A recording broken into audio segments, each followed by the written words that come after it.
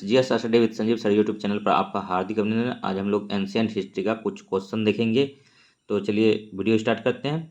पहला क्वेश्चन है, हिंदी पॉलिटी के प्रसिद्ध लेखक हैं केपी जायसवाल हैं। और दूसरा क्वेश्चन है, भारतीय इतिहास को सांप्रदायिक आधार पर हिंदू काल, मुस्लिम काल एवं आधुनिक काल में विभाजित करने का कार्य किया है, जेम्स मिल ने किया है। तीसरा क्वेश्चन है, 1904 में निम्नलिखित पुस्तक अर्ली हिस्ट्री ऑफ इंडिया के लेखक था। तो बी ए स्मिथ है और इन्होंने ही स्मिथ ने ही मतलब समुद्रगुप्त को भारत का नेपोलियन बोला था। नेक्स्ट, ईरान का नेपोलियन जो है नादिर शाह को बोला जाता है, ये भी याद रखिए। और 4 नंबर क्वेश्चन, किसी प्रसिद्ध विद्युत राजदूत ने उन 153 राजाओं की सूची के अस्तित्व में होने की पुष्टि की जो तब तक बीते 6053 वर्षों में हुए थे। तो मेगास्थनीज ने क्या था, इंडिका इनकी पुस्तक है। और नेक्स्ट जो है 5 नंबर क्वेश्चन, प्राचीन भारत का प्रथम वास्तविक ऐतिहासिक पुस्तक मानी जाती है। तो राजतरंगिणी कल्हण के द्वारा लिखा गया है और कश्मीर का इसमें जिक्र है।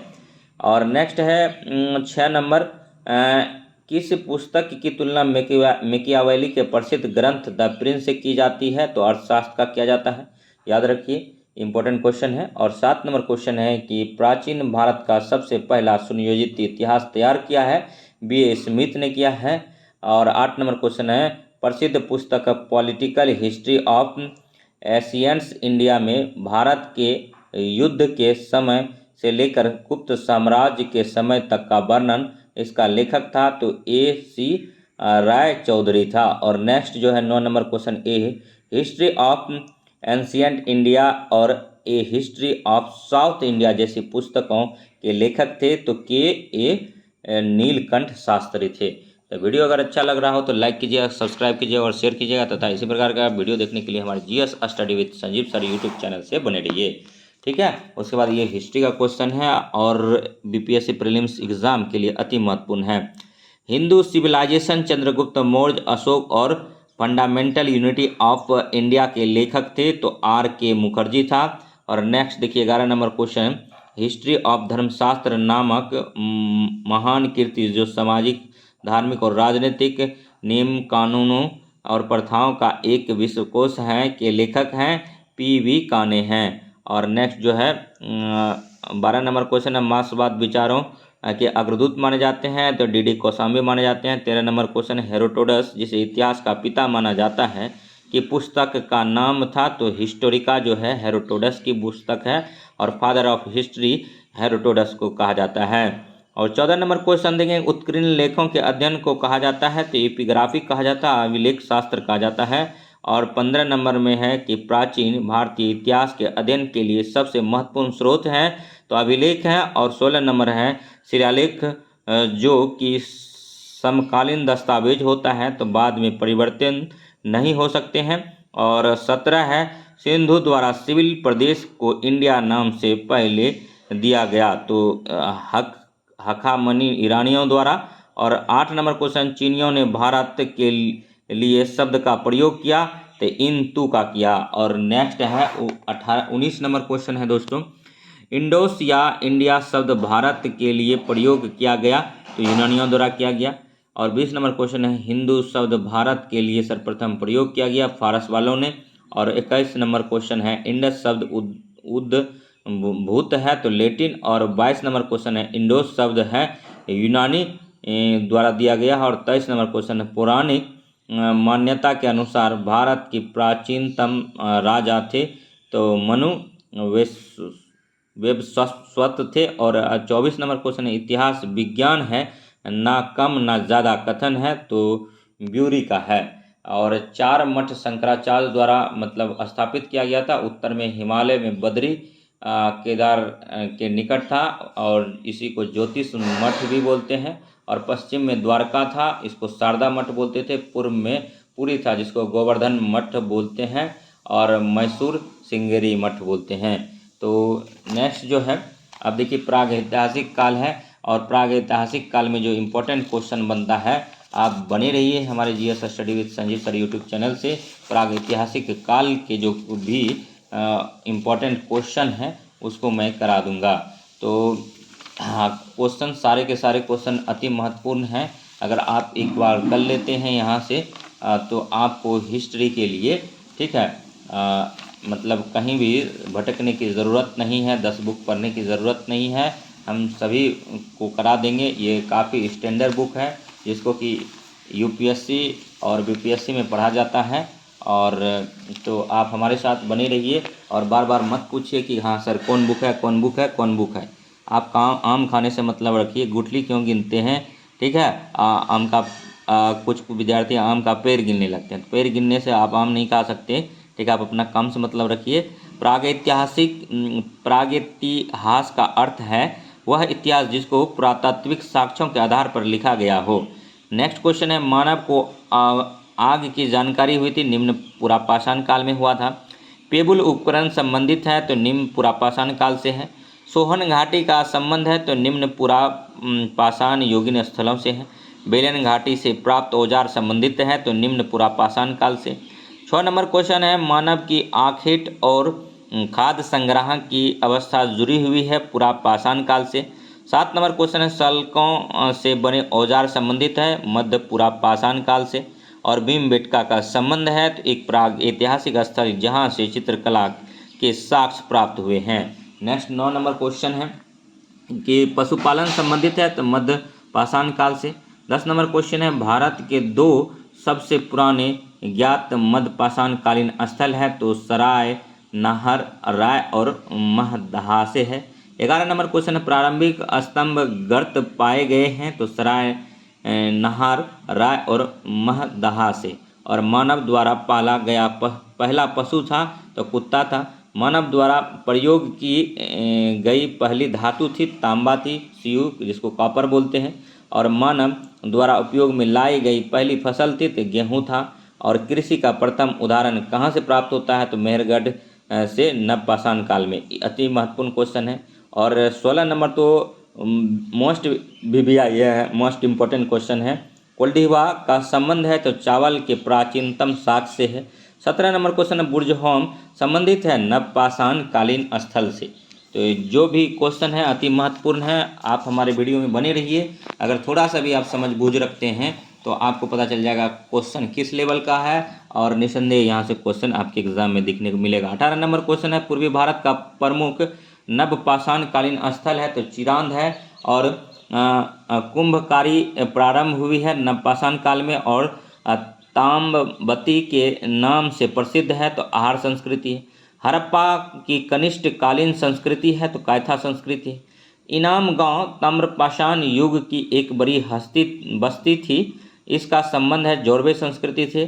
23 नंबर क्वेश्चन है कि ताम्रपाषाण संस्कृति में निम्न में से किस संस्कृति के पत्थर के औजार नहीं प्राप्त हुए हैं तो ये जो है आहार संस्कृति। और दैमाबाद का संबंध है ताम्रपाषाण कालीन स्थल से। 25 नंबर है, बड़ी संख्या में दफनाए गए बच्चों के समाधान प्राप्त होते हैं जोरवे संस्कृति से। गिलुंद स्थल का संबंध है आहार संस्कृति से। और 27 नंबर क्वेश्चन देखिए, आपको हम पहले ही बोले हैं कि मिनिमम टाइम में मैक्सिमम क्वेश्चन कराना हमारा उद्देश्य रहता है और आप इसको बार बार 2 4 5 बार देख लेंगे तो आपको क्वेश्चन सारा का सारा याद हो जाएगा, आप सिर्फ सुन लेंगे तो। ताम्रपाषाण मृत भांडों के उत्कृष्ट मृत भांड है तो मालवा मृत भांड। और आंध्र प्रदेश का उतनूर संबंधित है नवपाषाण कालीन संस्कृति से। हल्लूर एमपी की लीहल और संगन कल्लुटी नरसीपुर तथा पेयमपल्ली का संबंध है नवपाषाण संस्कृति से।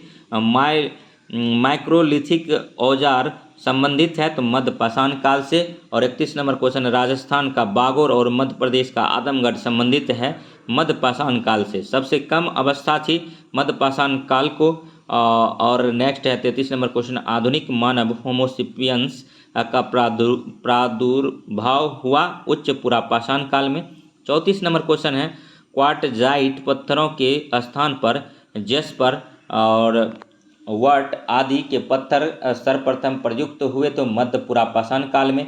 और 35 नंबर क्वेश्चन, अग्नि का उपयोग करना मानव ने सर्वप्रथम सीखा था नवपाषाण काल में। और नेक्स्ट है, हस्त कुठार विदारिणी और खंडक गुड़ास उपकरण प्रयुक्त होते हैं तो निम्न पुरापाषाण काल में। ठीक है। उसके बाद फिर अगर वीडियो अच्छा लग रहा हो तो लाइक कीजिएगा, सब्सक्राइब कीजिएगा, शेयर कीजिएगा तथा इसी प्रकार का वीडियो देखने के लिए हमारे GS study with Sanjeev sir YouTube channel से बने रहिएगा। ठीक है, हम आपके लिए इसी प्रकार का ज्ञानवर्धक और उपयोगी क्वेश्चन लाते रहेंगे। ठीक है, तो आप हमारे GS study with Sanjeev sir से बने रहिए। और नेक्स्ट 37 नंबर क्वेश्चन है कि आहार संस्कृति का प्रमुख क्षेत्र है दक्षिण पूर्वी राजस्थान की बनास घाटी, नर्मदा घाटी में विकसित हुई संस्कृति थी, मालवा संस्कृति थी, और एरन नगदा और नबदा टोली का संबंध है तो मालवा संस्कृति से है। 40 नंबर क्वेश्चन है कि भारत में दो संस्कृति एक साथ पाई गई है, मध्यपाषाण काल एवं नवपाषाण काल। और 41 नंबर क्वेश्चन है भारत में जो एकमात्र मानवाब कपि पाया जाता है वह है असम का श्वेत भ्रू गिबन। और नेक्स्ट 42 नंबर क्वेश्चन है 42 नंबर कि प्राचीन भारतीय भौगोलिक मान्यता के अनुसार भारतवर्ष किस द्वीप का खंड था तो जम्बू द्वीप का था। 43 नंबर कौन है प्रागैतिहासिक कुल्हाड़ियाँ मिला है अतिरपक्कम से। और 44 नंबर निम्नलिखित पुरातत्विक स्थान पर विचार कीजिए। तो इसमें जो पहले आ जाएगा करनूल गुफाएं आ जाएगा, उसके बाद फिर दमदमा आ जाएगा, उसके बाद फिर टेक्कल कोट आ जाएगा, उसके बाद फिर जो है नेकुंडा आ जाएगा। और 45 नंबर क्वेश्चन है कि भारत में पूर्व प्रस्तर युग के अधिकांश औजार बने थे तो स्फटिक के बने हैं। और नेक्स्ट 46 नंबर क्वेश्चन है 46 नंबर क्वेश्चन कहता है निम्नलिखित में से कौन सा एक औजार पुरापाषाण संस्कृति से संबंधित नहीं है तो सेल्ट नहीं है, जबकि पुरापाषाण संस्कृति से कुल्हाड़ी, विदारणी और गरासा है। और नेक्स्ट 47 नंबर क्वेश्चन देखिए मैचिंग वाला क्वेश्चन है कि जो निम्नलिखित युग्मों का पर विचार कीजिए। ठीक है, तो पहला जो है बस्ती स्थल, ठीक है, उसका संबंध जो है चिरान से ही है। उसके बाद फिर समाधि स्थल इसका भी है, ठीक है, मतलब पुरकालम से है। और तीसरा जो है बस्ती एवं समाधि स्थल है पिकहल से है। इनमें से कौन सा सही युग्म सुमेलित किए गए हैं तो तीनों सुमेलित हैं। और 48 नंबर क्वेश्चन देखिए चौपान मांडो जो है मध्य पाषाण काल से संबंधित है, कुल्ली जो है ताम्र पाषाण काल से, अतिरिपक्कम जो है पुरापाषाण काल से है, इनाम गांव जो है पूर्व हड़प्पा से संबंधित है। नेक्स्ट क्वेश्चन है 49 नंबर दक्कन के असटीले प्रसिद्ध करते हैं नवपाषाण युग के मवेशी रखने वाले की बस्ती के अवशेष से। नेक्स्ट जो 50 नंबर क्वेश्चन निम्नलिखित स्थलों में से किस एक की खुदाई प्रस्तर युग से हड़प्पा संस्कृति तक निरंतर ह्रास और सांस्कृतिक विकास की प्रमाण देती है तो मेहरगढ़ देता है। अगर वीडियो अच्छा लगा हो तो लाइक कीजिएगा, सब्सक्राइब कीजिएगा GS study with Sanjeev sir YouTube channel को। हम इसी प्रकार का history, geography, polity, economics all subject का आपको क्वेश्चन प्रोवाइड करेंगे। ये सभी एग्जाम के लिए अति महत्वपूर्ण होगा। ठीक है, आप चाहे यूपीएससी देते हो, बीपीएससी देते हो, या फिर आप बिहार एसआई का एग्ज़ाम देते हो, रेलवे देते हो, एसएससी देते हो, तो सभी के लिए अति महत्वपूर्ण है जीके जीएस का ये क्वेश्चन है। और 51 है सबसे पहले का मानव सदृश प्राणी जो प्राज्ञ मानव होमोसेपियंस से प्रजातीय रूप से भिन्न था उसे सामान्यतः जाना जाता है तो पिथेक्रेथोपस के रूप में। और ताम्र संचय का संबंध है गेरुवर्णी मृदभांड से। भारत में एकमात्र जीवाश्म का परिणाम मिला है शिवालिक पहाड़ी से। और 54 नंबर क्वेश्चन है ब्लेड से बने औजार प्रमुख विशेषता थी उच्च पुरापाषाण काल का। और 55 नंबर क्वेश्चन है पूर्व पाषाण काल के कुछ औजार 16 आर और सिंगी तालाब में पाए गए हैं। स्थल स्थित थे तो राजस्थान में था। और शल्य निर्मित औजार प्रमुख रूप से पाए जाते हैं तो मध्य पुरापाषाण काल में। और 57 नंबर क्वेश्चन है कि उत्तर प्रदेश जो है मुरहाना पहाड़ संबंधित है इससे, मध्य प्रदेश में लाखा जुआर है, और कर्नाटक में कोपाल गल्लू है, और मध्य प्रदेश में भीमबेटका है। और तो ये उपयुक्त सभी कथन जो है सुमेलित है। नेक्स्ट 58 नंबर क्वेश्चन देखिए। ठीक है, भेड़ बकरियां आदि को रखे जाने का साक्ष्य प्राप्त हुआ है तो बागोर से हुआ है। भेड़ बकरियां आदि को रखे जाने का साक्ष्य प्राप्त हुआ है तो बागोर से। अब ये कहाँ रखा गया तो ये समाधि स्थल में रखे गए थे। ठीक है, और 59 नंबर क्वेश्चन है कि गंगा घाटी में चावल की प्राचीनतम प्रमाण प्राप्त हुए हैं तो चौथी सहस्त्राब्दी ईसा पूर्व में हुआ है। और नेक्स्ट 50 नंबर क्वेश्चन है, कपास का प्राचीनतम साक्ष्य प्राप्त हुआ है तो मेहरगढ़ से हुआ है। अति महत्वपूर्ण क्वेश्चन है कि कपास का साक्ष्य जो है मेहरगढ़ से प्राप्त हुआ है, ठीक है। और लिपस्टिक जो है चुहंद्रों से प्राप्त हुआ है, ये भी याद रखिए। 51 नंबर क्वेश्चन है, गणेश पूजा का साक्ष्य प्राप्त हुआ है दैमाबाद से हुआ, गणेश पूजा का दैमाबाद से हुआ है। नेक्स्ट जो है देखते हैं, नेक्स्ट हड़प्पा सभ्यता है और तीसरा इकाई है हड़प्पा सभ्यता, ठीक है। ये कांस्य युगीन सभ्यता थी, इसमें तांबे में टीन मिलाकर कांसा तैयार किया जाता था, इसे कांस्य युगीन सभ्यता इसीलिए कहा गया है। तो अगर वीडियो अच्छा लग रहा हो तो लाइक कीजिएगा, सब्सक्राइब कीजिएगा और शेयर कीजिएगा तथा इस प्रकार का वीडियो देखने के लिए हमारे GS study with Sanjeev sir YouTube channel से जुड़े रहिएगा। एक क्वेश्चन यहाँ से पूछा जाता है दोस्तों कि ये जो है मतलब कि हड़प्पा संस्कृति के स्थलों में सबसे उत्तरी स्थल जो था जम्मू में चिनाब नदी के तट पर अखनूर के निकट मांडा था। उसके बाद दक्षिण में दायमाबाद था और मतलब दक्षिण स्थल मांडा है। और उसके बाद फिर देखिए पश्चिमी स्थल जो है दासक नदी के किनारे सुतकांगेडोर है। सुतकांगेडोर जो दक्षिणी स्थल है और पूर्वी स्थल जो है आलमगीरपुर है। तो ये क्वेश्चन पूछा जाता है, ठीक है। आपको हड़प्पा सभ्यता की चौहदी पता होना चाहिए, ठीक है। उसके बाद देखिए अब नेक्स्ट जो है इसका एमसीक्यू लगाएंगे, आप बने रहिए। लोथल हड़प्पा सभ्यता की जो है बंदरगाह था। और नेक्स्ट जो है अब यहाँ पर जो है हम कई बार इस पुस्तक को रीड किए हैं, इसके बाद तदोपरांत हम आपके सामने उपस्थित हुए हैं, ठीक है। और लिपस्टिक जो है चुहंद्रों से प्राप्त हुआ, लोथल से चावल प्राप्त हुआ। हड़प्पा सभ्यता वस्त्र उद्योग के लिए जाना जाता है। हड़प्पा सभ्यता जो है कांस्य युगीन सभ्यता थी। तो इस बात को भी आपको ध्यान में रखना होगा। और इसके बाद सारे चीज़ का जो एमसीक्यू हम लगा लेंगे, उसके बाद फिर हिस्ट्री का एक भी क्वेश्चन आपको एग्जाम में नहीं छूटेगा। मोहनजोदड़ो से एक विशाल स्नानागार प्राप्त हुआ है जो कि पक्की ईंटों से बना हुआ था, ठीक है। तो ये सब क्वेश्चन जो है और हड़प्पा सभ्यता का जो पतन का प्रमुख कारण माना गया है, बाढ़ को माना गया है, ये भी याद रखेंगे। भिन्न भिन्न इतिहासकारों ने भिन्न भिन्न अपना रीजन दिया है, किसी ने बाढ़ माना है तो किसी ने प्राकृतिक आपदा माना है तो किसी ने महामारी को माना है, लेकिन सबसे ज़्यादा जो प्रचलित है बाढ़ है। सिंधु सभ्यता के अधिकांश निवासी किस प्रजाति के थे तो भूमध्य सागरीय थे, याद रखिएगा। इसका सिंधु सभ्यता का पतन का मुख्य कारण बाढ़ था, ठीक है। सिंधु सभ्यता के लोग किस धातु से अपरिचित थे तो लोहा से अपरिचित थे। सेंधवकालीन तिथि का उत्खनन के आधार पर क्या निर्धारित की गई है, 2500 ईसा पूर्व किया गया। सिंधु सभ्यता के लोग किसकी पूजा करते थे, पशुपति जी की पूजा करते थे। सिंधु सभ्यता के पतन का कारण था तो बाढ़ का आना था, क्योंकि नदी तट पर विकसित ये सभ्यता थी। सिंधु सभ्यता स्वरूप में अति नगरीय सभ्यता थी। सिंधु सभ्यता का ज्ञान हुआ है उत्खनन से हुआ है, और जबकि रेल की पटरियां बिछाई जा रही थी तो उसके खुदाई के क्रम में सिंधु सभ्यता का ज्ञान प्राप्त हुआ। और सिंधु घाटी सभ्यता में मोहनजोदड़ो का प्रमुख सार्वजनिक स्थल कौन सा था तो स्नानागार था। सिंधु घाटी सभ्यता थी तो मात्र प्रधान सभ्यता था। 10 नंबर क्वेश्चन है, सिंधु सभ्यता एक स्थल लोथल किस राज्य में स्थित है तो गुजरात में है। और नेक्स्ट दोस्तों अब देखते हैं 11 नंबर क्वेश्चन। 11 नंबर क्वेश्चन है कि निम्नलिखित में से कौन पुरातत्वविद मोहनजोदड़ो के उत्खनन से संबंधित हैं तो R.D. बनर्जी हैं। और 12 नंबर क्वेश्चन है, सिंधु सभ्यता का निम्नलिखित में से किसने व्यापारिक संबंध था किससे, सुमेर से था, बहरीन से था, ईरान से था। मतलब इन देशों से सिंधु सभ्यता का व्यापार प्रचलित था।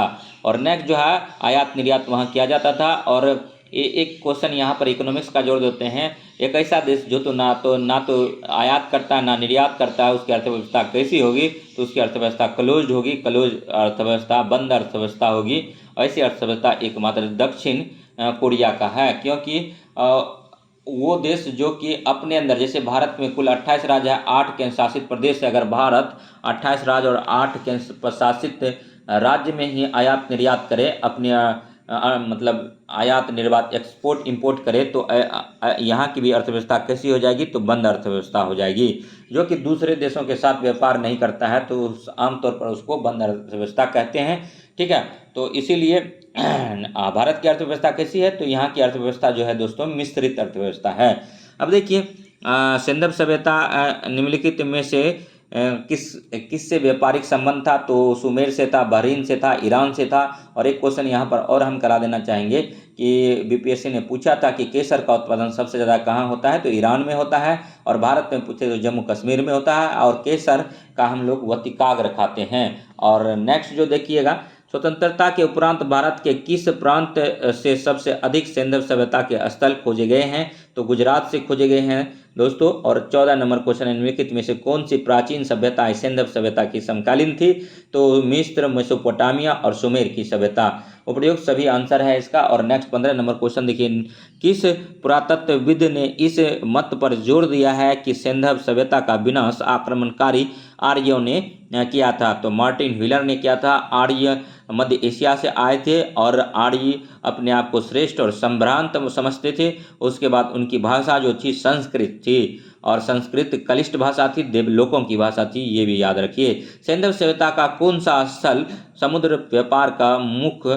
केंद्र माना जाता था, तो लोथल माना जाता था। और 17 नंबर क्वेश्चन है, सैंधव सभ्यता मानव इतिहास के किस काल से संबंधित है, तो आदि ऐतिहासिक काल से संबंधित है। 18 नंबर क्वेश्चन, निम्नलिखित में से कौन पुरातत्वविद हड़प्पा और मोहनजोदड़ो के उत्खनन से संबंधित नहीं है, तो एच.डी. संकालिया हैं। प्रसिद्ध कांस्य नर्तकी किस स्थान से प्राप्त है, तो मोहनजोदड़ो से है। 20 नंबर क्वेश्चन है, सैंधव सभ्यता के किस काल से घोड़े के अवशेष प्राप्त हुए, तो सुरकोतदा से हुआ है। सिंधु घाटी की सभ्यता के बारे में एक कथन बताइए।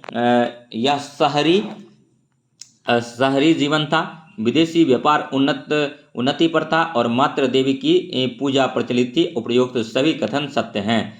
दोस्तों एक बात हम कहना चाह रहे हैं कि हम यूट्यूब पर ना बीपीएससी टीचर एग्ज़ाम के लिए सभी चैनल को वॉच किए, एक एक घंटा का, डेढ़ घंटा का वीडियो दे रहा है, लेकिन कोई भी बेसिक स्तर से ना तो हिस्ट्री पढ़ा रहा है, ना ज्योग्राफी पढ़ा रहा है, जहाँ मर्जी वहाँ से पढ़ा रहा है। लेकिन हम ये कह रहे हैं कि फ़ायदा तो वहाँ से होगा, लेकिन जितना फ़ायदा आपको होना चाहिए उतना नहीं होगा, उतना समझ बूझ विकसित नहीं होगा, और एग्ज़ाम में आपका कुछ क्वेश्चन बेसिक लेवल के जो होते हैं वो छूट जाएंगे। लेकिन यहाँ से अगर आप कवर करेंगे तो आपको पता चल जाएगा, यहाँ जो है, यहाँ मतलब बॉटम टू टॉप कराया जाएगा क्वेश्चन, और यहाँ से आपका काम बन जाएगा। लेकिन आर्थिक अभाव के कारण, ठीक है, यहाँ पर आपको डिजिटल बोर्ड चमक धमक नहीं मिलेगा, यहाँ सिर्फ आपको ज्ञान मिलेगा। या तो इसको सुनना है, या तो आपको सुन के लिखना है, देखते रहना है। 5-6 बार देखेंगे तो आपका मतलब एग्ज़ाम में काम बन जाएगा। तो बाकी आपकी मर्जी।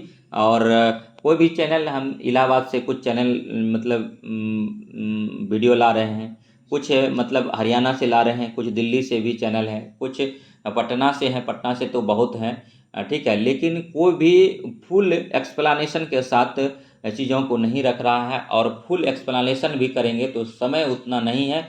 लेकिन एक ऐसा स्तर होना था कि जब एमसीक्यू ही कराना है तो एंशिएंट, मिडिवल और मॉडर्न से ज़्यादा क्वेश्चन आना है, ये बात सच है। तो लेकिन सबका क्वेश्चन को सिलसिलेवार ढंग से करा देना चाहिए था, तो लेकिन जहाँ तहाँ से करा रहा है, बाकी आपकी मर्जी। मोहनजोदड़ो कहाँ पर है, तो सिंधु नदी तट पर बसा हुआ था। और हड़प्पा सभ्यता रावी नदी तट पर बसा हुआ था, जो कि बिहार एसआई के एग्जाम में पूछा गया। अगर आप एसआई के एस्पायरेंट भी रह चुके होंगे तो आप समझ गए होंगे।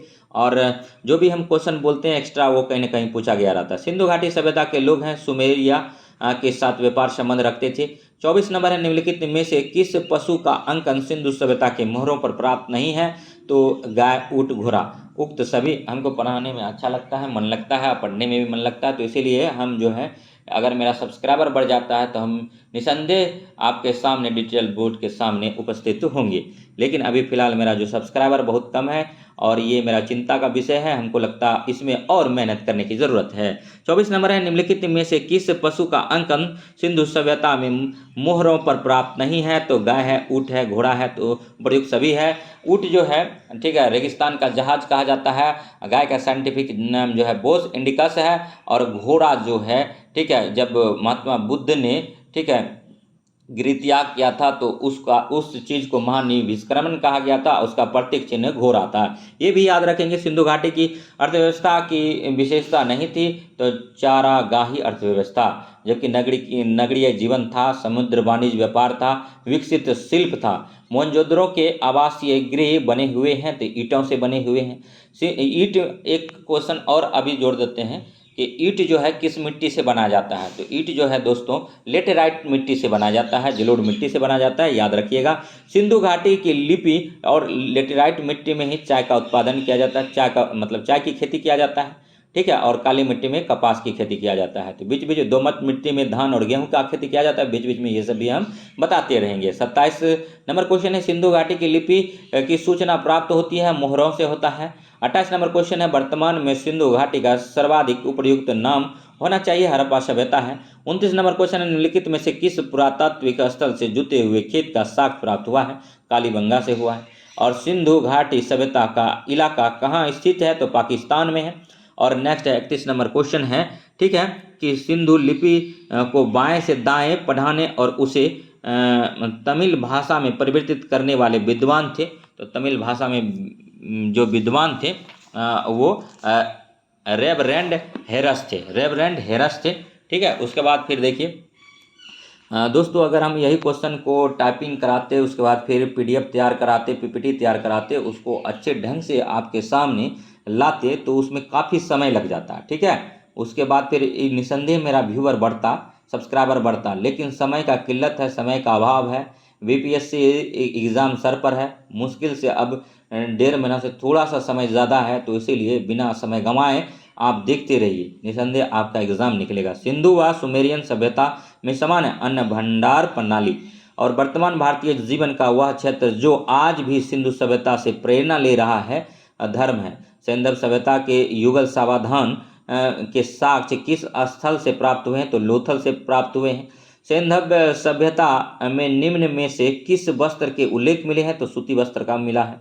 और लोथल स्थित है तो खंबात की खाड़ी में है। और मोहनजोदड़ो की इमारतें नगर के किस भाग में स्थित संपूर्ण क्षेत्र में नियोजित ढंग से फैली थी। और प्रसिद्ध पशुपति मोहर कहाँ से मिली है, तो मोहनजोदड़ो से मिला है। हड़प्पा कालीन व्यापार होता था तो ईरान से होता था, इराक से होता था, ऑप्शन ए सही है। और हड़प्पा ईंटों के नाप का अनुपात है 1:2:4 है। और उसके बाद देखिए 41 नंबर क्वेश्चन है दोस्तों, ठीक है। सिंधु सभ्यता से संबंधित नृत्य करती हुई महिला की मूर्ति बनी है, कांस्य की मूर्ति बनी है। मोहनजोदड़ो से प्राप्त हुआ सिंधु सभ्यता से संबंधित नृत्य करती हुई महिला की मूर्ति जो मिला है कांस्य की मूर्ति मिली है। सिंधु सभ्यता से प्राप्त मुहरें निम्नलिखित में से किसकी बनी हुई थी, तो स्टेटाइट की बनी हुई थी। और देखिए नेक्स्ट कि सैंधव सभ्यता को हड़प्पा सभ्यता भी इसलिए कहा जाता है क्योंकि सैंधव सभ्यता की खोज हड़प्पा में हुई थी। नेक्स्ट 44 नंबर क्वेश्चन देखिए, निम्न में से किस स्थल से अग्नि वेदिकाएं के प्रमाण मिले हैं, तो कालीबंगा से अग्नि वेदिकाएं के प्रमाण मिले हैं, ये भी याद रखिए। उसके बाद देखिए मांडा का पुरातत्व स्थल जो भारत की सीमा के अंतर्गत हड़प्पाकालीन संस्कृति के सबसे उत्तरी छोर को इंगित करता है, किस नदी पर है, तो चिनाब पर है। और मुंडीगाक का हड़प्पीय स्थल कहाँ है, तो अफगानिस्तान में है। और 47 नंबर क्वेश्चन, निम्न में से किस हड़प्पाई स्थल से सूती कपड़े का टुकड़ा मिला है, तो मोहनजोदड़ो से मिला है। मोहनजोदड़ो का शाब्दिक अर्थ जो होता है मृतकों का टीला होता है, ठीक है, प्रेतों का टीला होता है। 48 नंबर क्वेश्चन है कि प्रारंभिक हड़प्पा स्तरों से एक ही खेत में साथ साथ 2 फसलें को उगाने का साक्ष्य प्राप्त हुआ है, तो कालीबंगा से हुआ है। और नेक्स्ट जो है 19 नंबर क्वेश्चन देखिए, भारत में मूर्ति पूजा कब से प्रारंभ होती है, तो हड़प्पा काल से। भारत में मूर्ति पूजा कब से प्रारंभ होती है, तो हड़प्पा काल से ही मूर्ति पूजा प्रारंभ हो जाती है। और नेक्स्ट जो अब देखेंगे 50 नंबर क्वेश्चन देखेंगे, सभी क्वेश्चन अति महत्वपूर्ण है चाहे कोई भी एग्जाम हो, ठीक है। और सुतकांगेडोर जो है दूरस्थ पश्चिमी क्षेत्र है, हड़प्पा स्थल है ये, ठीक है। उसके बाद भी देखिए आलमगीर जो है दूरस्थ पूर्वी दिशा है, हड़प्पीय स्थल है। और दायमाबाद जो है दूरवस्थीय दक्षिणी स्थल है। और मांदा जो है दूरस्थीय उत्तरवर्ती स्थल है। तो ये अति महत्वपूर्ण क्वेश्चन था। उसके बाद वर्तमान में भारत का क्षेत्रफल की बात करें तो 32,87,263 वर्ग किलोमीटर है। वहीं पर आप बिहार एग्जाम देने जा रहे हैं तो बिहार का जो क्षेत्रफल है 94,163 वर्ग किलोमीटर है। और बिहार का जनसंख्या के दृष्टि से जो है तीसरा स्थान है, पहला जो है मतलब उत्तर प्रदेश का है, दूसरा महाराष्ट्र का है और तीसरा जो है ठीक है, बिहार का है। ये भी क्वेश्चन याद रखेंगे। हड़प्पा संस्कृति का वह कौन सा स्थल है जहाँ दुर्ग तथा निचला नगर अलग अलग प्राचीरों से घिरे हुए हैं? तो कालीबंगा है, कालीबंगन है। और निम्न कथन के रिक्त शब्दों को इंगित कीजिए। तो हड़प्पा मोहनजोदड़ो तथा कालीबंगा के दुर्ग नगर के डैश में स्थित था, तो पश्चिम में स्थित था।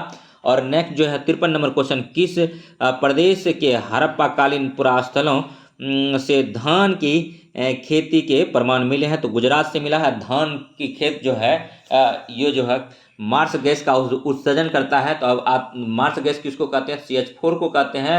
और दलदली स्थान पर ये CH4 का मिलता है, ठीक है, मीथेन गैस। और मीथेन गैस सबसे ज़्यादा जो है किस ग्रह पे मिलता है? तो बृहस्पति ग्रह पे मिलता है। सबसे बड़ा ग्रह कौन है? तो बृहस्पति ग्रह है। सबसे ज़्यादा किस ग्रह का उपग्रह है? तो शनि ग्रह का उपग्रह सबसे ज़्यादा है। बुध और शुक्र को कोई उपग्रह नहीं है। तो चीज़ों को जोड़ते हुए पढ़ेंगे, समझते हुए पढ़ेंगे और आनंद लेके पढ़ेंगे, तभी हम सफल हो पाएंगे और आप सफल हो पाएंगे। 54 नंबर है, सैंधव व्यापारी एक केंद्रों से मेसोपोटामिया के साथ व्यापार किस मध्यस्थ बंदरगाह से होता है? तो ढील मुन से होता है। और 55 नंबर क्वेश्चन है, हड़प्पा के विशाल टीले की ओर सर्वप्रथम ध्यान आकृष्ट किया गया था? चार्ल्स मैसन ने किया था। हाँ दोस्तों, एक बात और बोलेंगे कि अभाव के कारण कोई भी आदमी आपको किसी भी वे में आपको पढ़ाता है, ज्ञान देता है, तो आप टीका टिप्पणी मत कीजिए। अगर निसंदेह आपको ज्ञान की प्राप्ति हो रही है तो उसको मोटिवेट कीजिए, प्रोत्साहित कीजिए, ना कि हतोत्साहित कीजिए। इसमें क्या है, आपका भी घाटा और मेरा भी घाटा। आप अगर पढ़ेंगे तो बुक खरीदेंगे, परचेज करेंगे, उसके बाद फिर वहाँ से कंटेंट निकालेंगे, क्या पढ़ना है, क्या छोड़ना है। लेकिन आपको अगर मेरा एक्सपीरियंस काम आ जाता है तो इसमें क्या बुराई है, और हम अपने आप को सौभाग्य समझेंगे कि हम ऐसा कर पाएँ, ठीक है। सिंधु नदी के बाढ़ जो है मार्शल एवं मेके का संबंध है। और वह आक्रमण जो है गार्डन चाइल्ड एवं वियर है कि सिंधु सभ्यता का पतन का कारण इन्होंने बताया है। ये सब जो है मतलब इतिहासकार है, विद्वान है। तो अब जलवायु परिवर्तन कौन बोला है? तो ऑरेल स्टील ने बोला है, ठीक है। और भूतात्विक परिवर्तन के कारण हड़प्पा सभ्यता का पतन हुआ, ये कौन बोला? तो राइट्स एवं डेल्स ने बोला था। और नेक्स्ट जो है 57 नंबर क्वेश्चन है, मोहरे के अतिरिक्त हड़प्पा सभ्यता की लिपि के नमूने प्राप्त हुए हैं? तो मृत भांडव पर हुए हैं। सिंधु सभ्यता में कौन सी चीजें पाई गई हैं? तो अन्नागार, 2 मंजिला भवन, स्नानागार। सिंधु सभ्यता का तिथि क्रम सर्वप्रथम किससे निर्धारित किया गया? तो मेसोपोटामिया के अवशेषों के सापेक्ष कालक्रम से। और 60 नंबर क्वेश्चन है, सिंधु सभ्यता के माप किस गुणज भार के हैं? तो 16 गुणज के भार के हैं। एक चीज़ और हम बोलना चाहेंगे कि हमारे YouTube चैनल पर जो भी वीडियो बना हुआ है, चाहे जिस प्रकार बना हुआ है, वो सभी आप वीडियो देख सकते हैं। आपके BPSC टीचर एग्जाम के लिए अतिपूर्ण महत्वपूर्ण हो सकता है।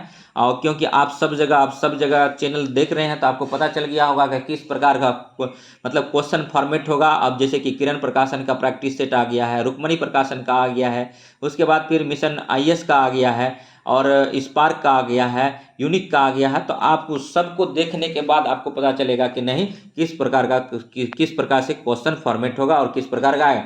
इसके अलावा आप जो है 64वीं, 65वीं, 66वीं, 67वीं, 68वीं और 69 का मतलब जो होने वाला है BPSC एग्जाम, अगर उससे पहले 68 तक का प्रीवियस ईयर क्वेश्चन को एनालिसिस करेंगे तो आप निसंदेह तर्क पर पहुंच पाएंगे कि किस प्रकार का क्वेश्चन पूछा जाता है और पूछे जाने की संभावना है।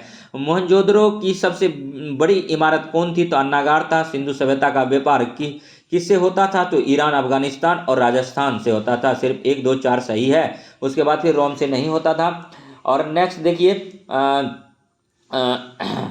हड़प्पा मोहनजोदड़ो का ह्रास कब हुआ था? तो 2000 ईसा पूर्व में हुआ था। सिंधु सभ्यता के लोग किससे प्रचलित नहीं थे? तो अश्व से प्रचलित नहीं थे, बाकी बाघ, हाथी और अज से प्रचलित थे सिंधु सभ्यता के लोग। और नेक्स्ट देखिए, हड़प्पा संस्कृति के स्थलों का सर्वाधिक संकेंद्रण निम्नांकित के किनारे प्राप्त हुआ है? तो घग्गर, हाकरा नदी के किनारे प्राप्त हुआ है। और 66 नंबर क्वेश्चन है, निम्नलिखित हड़प्पीय फसलों में से किसका पश्चिम एशिया से प्रसार माना जाता है? तो गेहूं और चावल, उसके बाद फिर जौ का माना जाता है। 67 नंबर क्वेश्चन है दोस्तों, ठीक है, तांबा का जो है तांबा राजस्थान से मंगाया जाता था। उसके बाद शंख का जो है कच्छ से था।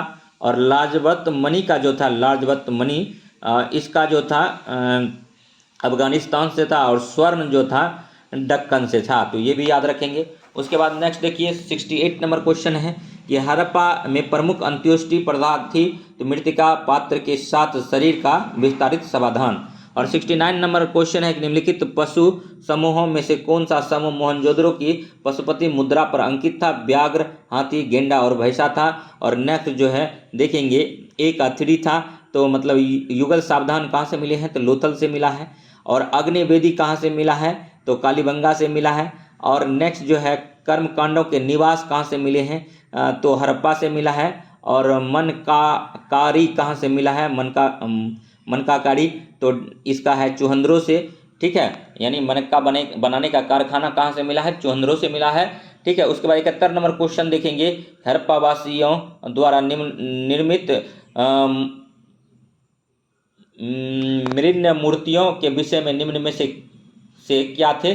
तो इसका आंसर है वो पूजा प्रीत पशु।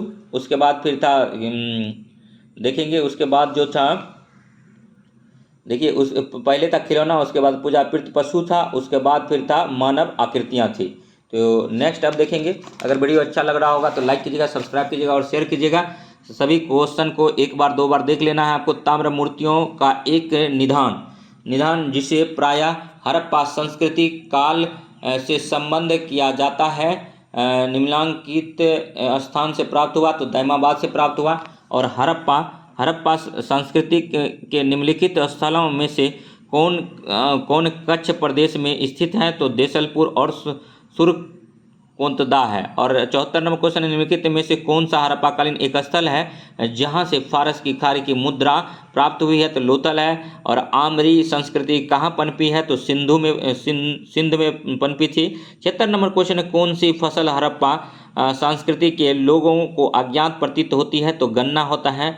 और गन्ना जो है, गन्ना का तना काट कर आप लगा देंगे तो पुनः गन्ना होता है। और इसमें पानी की कम सिंचाई ज़रूरत है, ज़्यादा सिंचाई की ज़रूरत नहीं पड़ती है। और गन्ना जो है सबसे ज़्यादा पैदावार उत्तर प्रदेश करता है, और चीनी का सबसे ज़्यादा पैदावार जो है महाराष्ट्र करता है, ये भी याद रखेंगे, ठीक है। सुअर बाउल ऑफ द वर्ल्ड जो है क्यूबा को बोला जाता है, ब्राज़ील को बोला जाता है। 77 नंबर क्वेश्चन है, निम्नलिखित में से कौन सा एक ठीक सुमेलित है? तो रंगपुर धान की भूसी। और नेक्स्ट है 78 नंबर क्वेश्चन, निम्नलिखित में से किस वस्तु का निर्णायक निर्यात मेलुहा से होता है जिसकी हड़प्पा संस्कृति के क्षेत्र के रूप में पहचान की जाती है? तो 1, 2, 3। और नेक्स्ट है 79 नंबर, निम्नलिखित नगरों में से क्षेत्रफल में से कौन सा सबसे अधिक विस्तृत था? तो मोहनजोदड़ो था। 80 नंबर देखिए, 80 नंबर क्वेश्चन है दोस्तों, हड़प्पीय शिलाओं का सर्वाधिक प्रचलित प्रकार कौन सा है? तो चकोर है। और पकी मिट्टी के बने हल का प्रतिरूप कहाँ से प्राप्त हुआ है? तो बनावली से हुआ है। नेक्स्ट 82 नंबर क्वेश्चन, निम्नलिखित में से किस वक्तव्य का समर्थन पुरातत्व के साक्ष्य से नहीं होता है? तो हड़प्पाकालीन का विनाश आर्यों ने किया था। और नेक्स्ट क्वेश्चन देखिए 83 नंबर है, सैंधव संस्कृति के विषय में निम्नांकित किस वक्तव्य की न्यूनतम संभावना है? तो सैंधव संस्कृति कहीं भी ग्रामीण संस्कृति की अव्यवस्था से गुजरे बिना सीधे एक नगर संस्कृति के रूप में प्रकट हुई थी।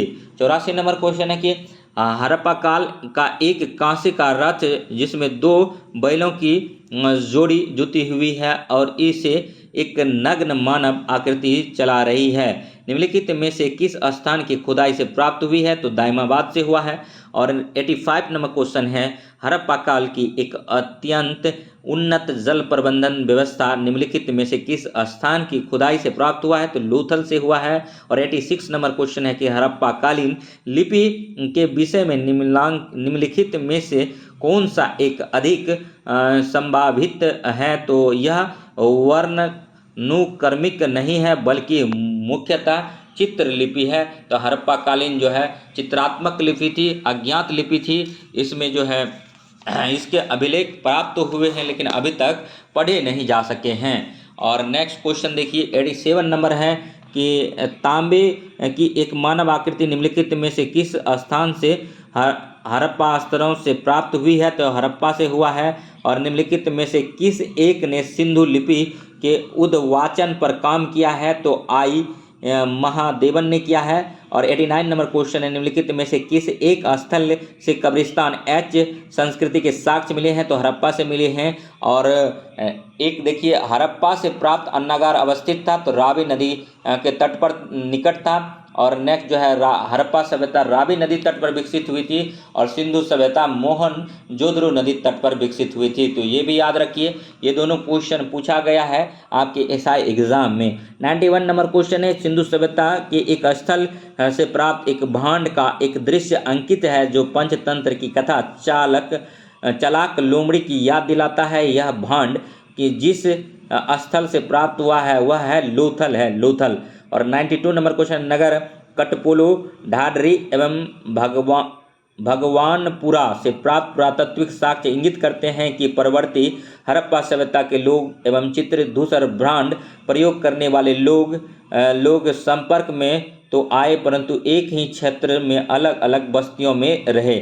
और सिंधु सभ्यता के बारे में क्या सत्य नहीं है? तराजू का प्रयोग नहीं किया जाता था। और नेक्स्ट जो है 94 नंबर क्वेश्चन देखिए, हड़प्पा सभ्यता में सर्वाधिक बाढ़ का सामना मोहनजोदड़ो को करना पड़ा। खुदाई में इसके कितने स्तर प्राप्त हुए? तो 7 स्तर प्राप्त हुए। नेक्स्ट जो 95 नंबर क्वेश्चन है कि सिंधु लिपि दाएं से बाएं की ओर है लेकिन कुछ में दाएं से बाएं और फिर बाएं से दाएं की ओर हैं, इसे कहते हैं तो इसे क्या कहते हैं दोस्तों? तो बुस्ट्रोफेडन कहते हैं। 96 नंबर है, निम्न में से कौन सा भारत में खोजा गया सबसे बड़ा सैंधव स्थल है? तो धौलावीरा है। याद रखिए, अति महत्वपूर्ण क्वेश्चन है, जहां पर मोस्ट इंपॉर्टेंट क्वेश्चन है वहां हम लोकेट कर दे रहे हैं आपको और दोबारा रिपीट कर दे रहे हैं। निम्न में से कौन सा भारत में खोजा गया सबसे बड़ा सैंधव स्थल है? तो धौलावीरा है। वर्तमान में ज्ञात सैंधव स्थलों की अनुमानित संख्या है 1500 है। दोस्तों एक बात बोलना चाहेंगे, आजकल जो उलूल फिजूल का वीडियो बनाता है उसका बहुत वायरल हो जाता है, लेकिन जब ज्ञानवर्धक वीडियो बनता है तो बहुत कम ऐसे यूट्यूबर हैं जिनका कि वीडियो मतलब वायरल हो पाता है। तो लेकिन हम यही कहेंगे, जिसका कंटेंट अच्छा है उसको प्रोत्साहित कीजिए। अगर आपको कंटेंट अच्छा नहीं लग रहा है तो लाइक सब्सक्राइब शेयर मत कीजिए, ठीक है, आपकी मर्जी। लेकिन आप गलत चीज़ों को प्रोत्साहन करते हैं, जो अच्छा चीज़ समाज में कर रहा है उसको इग्नोर करते हैं, तो ये नहीं होना चाहिए मेरे अनुसार। बाकी आपका सबका अलग अलग समझबूझ है। 99 नंबर है, मोहनजोदड़ो से प्राप्त पुजारी का सिर निम्नलिखित में से किस प्रजाति से संबंधित है? तो मंगोलायड है। और 100 नंबर है, मोहनजोदड़ो से प्राप्त प्रसिद्ध नर्तकी की मूर्ति निम्न में से किस प्रजाति से संबंधित है? तो आर्ध ऑस्ट्रेलियाड से हैं। और नेक्स्ट जो है 101 नंबर का, सिंधु सभ्यता को सरस्वती सभ्यता भी कहा जा सकता है क्योंकि इस सभ्यता के 80% स्थल सरस्वती नदी के आसपास स्थित थे। और नेक्स्ट जो है 102 नंबर क्वेश्चन है कि भारत में चांदी की उपलब्धता के प्राचीनतम साक्ष्य मिले हैं? तो हड़प्पा संस्कृति से मिले हैं। 103 नंबर क्वेश्चन, निम्नलिखित में से कौन सी भाषा बलूचिस्तान की है किंतु भाषा शास्त्रीय दृष्टि से द्रविड़ परिवार की है? तो ब्राहुई है। और दोस्तों एक बात हम कहना चाहेंगे कि हम मिनिमम टाइम में मैक्सिमम क्वेश्चन करा देंगे, आप निसंदेह बने रहिए, आपका एक दिन भी बर्बाद नहीं जाएगा। और एंशिएंट का जो है पूरा क्वेश्चन हम करा देंगे, ठीक है। और एक दिन भी आप रिपीट करके इस पर टाइम दे देंगे तो यहाँ से जो क्वेश्चन बनेगा आपको निसंदेह बनेगा, 100% गारंटी के साथ कहते हैं। क्योंकि 104 नंबर क्वेश्चन है, सिंधु की सभ्यता को आर्यों से पूर्व रखे जाने का महत्वपूर्ण कारक है? नगर नियोजन है। सिंधु सभ्यता के बारे में निम्न में से कौन सा कथन असत्य है? तो लोग लोहे से परिचित थे। सिंधु सभ्यता सिंधु सभ्यता में लोहा यूज नहीं होता था दोस्तों, क्योंकि लोहा से वो लोग परिचित नहीं थे, ठीक है। लोग लोहे से परिचित थे, तो यही कथन गलत है। अब 106 नंबर क्वेश्चन देखिए, सिंधु सभ्यता में बृहत स्नानागार कहाँ से प्राप्त हुए? तो मोहनजोदड़ो से हुआ। अति महत्वपूर्ण क्वेश्चन है, निम्नलिखित में से कौन सा सिंधु घाटी की सभ्यता पर प्रकाश डालता है? तो पुरातत्व संबंधी खुदाई। और 108 नंबर क्वेश्चन, सिंधु सभ्यता का कौन सा स्थान भारत में स्थित है? तो लोथल है। 109 नंबर क्वेश्चन, निम्नलिखित में से किसका सुमेल नहीं है? तो कालीबंगा हरियाणा। और आधुनिक देवनागरी लिपि का प्राचीनतम रूप है ब्राह्मी लिपि से बना है देवनागरी लिपि। और हिंदी भाषा की लिपि क्या है, तो देवनागरी है। और पंजाबी भाषा की लिपि क्या है, तो गुरुमुखी लिपि है। गुरुमुखी लिपि का आविष्कार कौन किया था, तो गुरु अंगद ने किया था। गुरु अंगद का बचपन का नाम क्या था, लहना था, और सिख धर्म के दूसरे गुरु थे। और हड़प्पा संस्कृति के किस स्थल से सिंदूर के प्रमाण प्राप्त हुए हैं, तो नौसारों से हुआ। अति महत्वपूर्ण क्वेश्चन है। एक बात और कहेंगे, लिपि से संबंधित अगर बात आया तो भारतीय संविधान में 8वीं अनुसूची में कुल 22 भाषा का जिक्र है, जिसमें अंग्रेजी और भोजपुरी शामिल नहीं किया गया है। और रोमन लिपि में अंग्रेजी लिखा जाता है, ये भी याद रखेंगे। और नेक्स्ट जो है 112 नंबर क्वेश्चन, हड़प्पई मोहरों का सर्वाधिक प्रचलित प्रकार कैसा है, तो वर्गाकार है। और 113 नंबर क्वेश्चन, निम्नलिखित 4 स्थलों में सबसे पहले की सांस्कृतिक प्रावस्था मिलती है, तो मेहरगढ़ से मिलता है दोस्तों। और नेक्स्ट जो है 114 नंबर क्वेश्चन, निम्नलिखित में से कौन सी एक संपूर्ण हड़प्पा सांस्कृतिक माला से निर्मित पकी ईंटों की विशालतम संरचना है, तो लोथल गोदीवारा है। और नेक्स्ट 115 नंबर क्वेश्चन है कि हड़प्पा संस्कृति में पाई गई शिव की मुहर पर निरूपित आकृति की पहचान के संदर्भ में निम्नलिखित कथनों पर विचार कीजिए। तो ये जो है दोस्तों 2 और 3 सही है। यह योग मुद्रा में बैठे हुए रूप में दिखाई गई है, और यह पश्मों से घिरी हुई है। नेक्स्ट अब देखिए 116 नंबर क्वेश्चन देखते हैं, निम्न में से कौन सा निर्जातीय तत्व हड़प्पा स्थलों के कंकाल अवशेष से नहीं मिलता है, तो निग्रोटो नहीं मिलता है। और 117 नंबर क्वेश्चन, निम्नलिखित पशुओं में से किस एक का हड़प्पा संस्कृति में पाई मोहरों और टेराकोटा कलाकृतियों में निरूपण नहीं होता है, तो ये जो है दोस्तों, ठीक है, ए और आर दोनों सही है, मतलब गाय भी सही है, ठीक है। ये मतलब कथन और निष्कर्ष पर सवाल लग रहा है। निम्नलिखित प्रश्नों में किस एक हड़प्पा संस्कृति में पाई मोहरों में टेराकोटा कलाकृतियों का निरूपण नहीं है, तो दोस्तों यह क्वेश्चन थोड़ा सा गलत टाइप हो गया है, ठीक है, इसको नज़रअंदाज कीजिए, इसका आंसर, ठीक है। और इसके बाद फिर देखिए थोड़ा मैचिंग वाला देखेंगे, उसके बाद ही बाकी छोड़ देंगे, ठीक है। उसके बाद देखिए 118 नंबर क्वेश्चन है कि सिंधु घाटी सभ्यता तकनीक रूप से तथा अधिक उपयुक्त रूप से हड़प्पा संस्कृति के नाम से जानी जाती थी। और तो इसमें देखिए इसका जो क्वेश्चन है ऊपर है और यहाँ पर आंसर दिया गया है, तो ये जो हो गया इसका जो क्वेश्चन है ये है, ठीक है। तो ये मतलब दिया गया था कथन और निष्कर्ष निर्देश दिया गया था, तो इसके अकॉर्डिंग अगर हम बात करें तो 117 नंबर का जो है आंसर जो है दोस्तों 117 नंबर का ए हो जाएगा, ठीक है। और 118 नंबर क्वेश्चन देखिए कि सिंधु सभ्यता तकनीकी रूप से तथा अधिक उपयुक्त रूप से हड़प्पा संस्कृति के नाम से जानी जाती है, और रीजन है हड़प्पा इस सभ्यता का प्रतीक स्थल है, तो बी सही है, ठीक है। तो बी में देखिए क्या था, बी में कह रहा था कि ए और आर दोनों सही है, परंतु आर ए का सही स्पष्टीकरण नहीं है, ठीक है। उसी तरह से क्वेश्चन जो है 119 नंबर देखिए, कथन क्या है, इसमें कथन है कि हड़प्पा संस्कृति अन्य समकालीन संस्कृतियों में व्यापक व्यापार संबंध थे। और देखिए व्यापक व्यापार तो नहीं था, कुछ ही देशों के साथ था, लेकिन आप देखते हैं कि यहाँ पर आंसर क्या देगा, कांस्ययुगीन सभ्यताएं विस्तृत विनिमय नेटवर्क से प्रतिपालित थी, तो इसका जो आंसर है ए है। और ए क्या कह रहा है कि ए और आर दोनों सही है, आर ए का सही स्पष्टीकरण है, तो हाँ व्यापार था। नेक्स्ट 120 नंबर क्वेश्चन देखिए, 120 नंबर में मैचिंग वाले क्वेश्चन है, तो देखिए लोथल का संबंध जो है गोदीबारा से है, कालीबंगा का जुता हुआ खेत से। अति महत्वपूर्ण है कि कालीबंगा पूछा जाता, जुता हुआ खेत कालीबंगा से प्राप्त हुआ था। और धौलावीरा जो है हड़प्पन लिपि के बड़े आकार के 10 चिन्ह वाला एक शिलालेख मिला है। और बनावली जो था पक्की मिट्टी से बनी हुई हल्की प्रकृति मिली है। तो दोस्तों वीडियो कैसा लगा, इसको लाइक कीजिए, सब्सक्राइब कीजिए चैनल को, तथा इस प्रकार का वीडियो देखने के लिए हमारे चैनल से जुड़े रहिए। नेक्स्ट वीडियो जो है वैदिक संस्कृति का है, और आर्य का मतलब होता है श्रेष्ठ और संभ्रांत, और वेद का मतलब होता है ज्ञान, उपनिषद का मतलब होता है गुरु के समीप बैठकर मतलब ज्ञान अर्जित करना। और नेक्स्ट जो है इसका थोड़ा सा देखते हैं, देखिए उपनिषद का मतलब यही हम बता रहे थे, उपनिषद का मतलब जो है गुरु के समीप बैठना है, उपनिषद कुल कितना है? 108 है। वेद कितना है? 4 है। वेदांग कितना है? 6 है। महाकाव्य कितना है? 2 है। मुंडकोपनिषद कहाँ से लिया गया है? सत्यमेव जयते से लिया गया है। यज्ञों को टूटी फूटी नौकाओं के समान कहा गया है।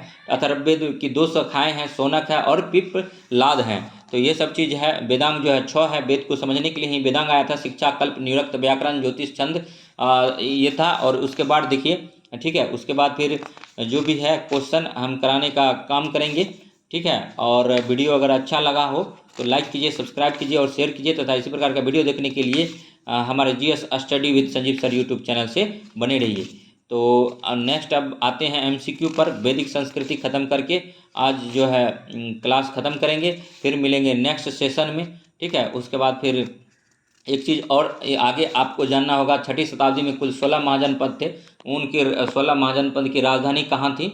जैसे अभी वर्तमान में भारत में कुल 28 और 8 राज्य हैं, तो 6ठी शताब्दी में क्या होता था कि जो था उस टाइम 16 महाजनपद थे और उनमें से 3 महाजनपद बिहार में था। तो नेक्स्ट देखिए, वैदिक काल में पढ़ते हैं ऋग्वेद की रचना कहाँ हुई थी? तो सप्त सैंधव प्रदेश में हुआ था। दूसरा क्वेश्चन है ऋग्वेदिक आर्य किसकी पूजा करते थे? प्रकृति की उपासना करते थे। तीसरा है वर्ण व्यवस्था एवं सर्वप्रथम विवरण कहाँ से प्राप्त होता है? तो ऋग्वेद के 10वें मंडल में होता है। और नेक्स्ट जो है उपनिषद का मुख्य प्रतिपाद कहाँ रहा है? तो दार्शनिक विवेचन से रहा है। और 5 नंबर क्वेश्चन है, तिलक आर्यों का मूल स्थान मानते थे, आर्टिक प्रदेश मानते थे। वेद शब्द का अर्थ है ज्ञान है। पुराणों की संख्या कितनी है? 18। देखिए ये सब क्वेश्चन कोई नहीं करा रहा है और ये सब क्वेश्चन शिक्षा आप जो है 1 to 5 में टीचर बनने वाले हैं। निसंदेह आपको यही पढ़ाना होगा, सिलेबस में है। उसके बाद फिर आपको जो है एग्ज़ाम में पूछा जाएगा तो आप क्या जवाब देंगे? गलत मार्क आएंगे, नेगेटिव मार्किंग है। जो पहले से एग्जाम देते हैं, जो कंपटीशन का प्रवृत्ति को समझते हैं, वो तो छूने से कतराएंगे क्योंकि नेगेटिव ना लग जाए। अगर एक बार 2 बार सिलसिले सरसरी निगाहें से मेरा वीडियो देख लेंगे तो आपका ये सब चीज़ क्लियर होते चले जाएगा। इसीलिए हम कहते हैं कि अगर एंशियंट और मिडिवल और मॉडर्न और 10वीं क्लास तक का अगर एससीईआरटी करते हैं तो उसमें वर्ल्ड हिस्ट्री भी टॉपिक में दिया गया है, ठीक है। पुनर्जागरण वगैरह सब दिया गया है। फर्स्ट वर्ल्ड वार दिया गया है, प्रथम विश्व युद्ध और द्वितीय विश्व युद्ध दिया गया है, ठीक है। अमेरिकी क्रांति दिया है, ठीक है। तो ये सब चीज़ से क्वेश्चन आपको निसंदेह देखने को मिलेगा। तो सब जो है हम सब का एमसीक्यू करा देंगे। अभी डिटेल में पढ़ना संभव नहीं है और डिटेल में जब एनसीईआरटी पढ़ेंगे तो आप आईएएस नहीं बनेंगे, बीपीएससी का एसडीएम नहीं बनेंगे, झारखंड जेपीएससी का में नहीं जाएंगे, आप यूपीपीसीएस में नहीं जाएंगे जो इसमें टीचर में आएंगे। तो इसीलिए कहते हैं बेसिक क्वेश्चन को क्लियर कीजिए और थोड़ा सा मैथ और रीजनिंग का लेवल बढ़ाइए, ठीक है। वेद शब्द का अर्थ होता है ज्ञान होता है। पुराणों की संख्या 18 है और ठीक है। आर्य अनार्य युद्ध का वर्णन मिलता है तो वेद में मिलता है। ऋग्वेद में कुल सूक्तों की संख्या है तो 228 है, ठीक है। पूर्ण वैदिक काल में राजा पर नियंत्रण होता है, सभा और समिति होता है। अगर आपको ज़्यादा अभी पढ़ना है तो आप लूसेंट पढ़ सकते हैं। लूसेंट को बार बार पढ़िए, क्रॉन को बार बार पढ़िए क्योंकि उसमें क्वेश्चन बेसिक क्वेश्चन दिया हुआ है और वहाँ से हर एक एग्ज़ाम में क्वेश्चन आता है। और एससीईआरटी बोला है, एससीईआरटी अगर जब आप पढ़ेंगे ना सीरियस होके, बहुत कंट्राडिक्शन है क्वेश्चन में। और बीपीएससी जो है पहले 64वीं 65वीं में क्या करता है, 5-6 क्वेश्चन घपला कर लेता है, ठीक है। पहले आंसर कुछ और देंगे, बाद में कुछ और देंगे। तो इसीलिए अपनी तैयारी ऐसी रखनी है कि अगर 5 क्वेश्चन वो डिलीट भी करते हैं या हटाते भी हैं, उसका आंसर भी चेंज करते हैं तो आप पर कोई प्रभाव नहीं पड़ेगा। तो उसके लिए है कि एक पतली सी करेंट पढ़िए और उसके बाद फिर बेसिक से क्वेश्चन को देखिए। एमसीक्यू ही देखना है तो बेसिक से देखिए, ठीक है। और एक ही वीडियो को 4 बार देखिए। 11 नंबर क्वेश्चन है, उत्तर वैदिक काल में विभाजन का आधार क्या था? तो वर्ण व्यवस्था था। 12 में उत्तर वैदिक काल में धार्मिक क्रियाओं में मुख्य था तो कर्मकांड था। आर्यों का मूल निवास स्थान था तो एशिया माइनर था। वैदिक सभ्यता की क्या विशेषता नहीं है? तो नगरीय जीवन, ठीक है। उसके बाद देखिए, मैक्स मुलर नामक विद्वान किस लिए प्रसिद्ध था? तो वेदों का अध्ययन के लिए था। पतंजलि का संबंध किस रचना से है? तो महाभाष्य। महाभाष्य किसने लिखा था? पतंजलि ने लिखा था। परानी कौन थे? तो व्याकरण विद्वान थे। देखिए ये सब क्वेश्चन कहीं कोई नहीं करा रहा। तो दोस्तों ठीक है, आप अगर वीडियो देखेंगे तो पता चलेगा कि हम क्या करा रहे हैं। 18 नंबर है, आर्यों के बारे में किसके लेख प्रसिद्ध हैं? तो बाल गंगाधर तिलक का है। बाल गंगाधर तिलक को अशांति का जनक कौन बोला था?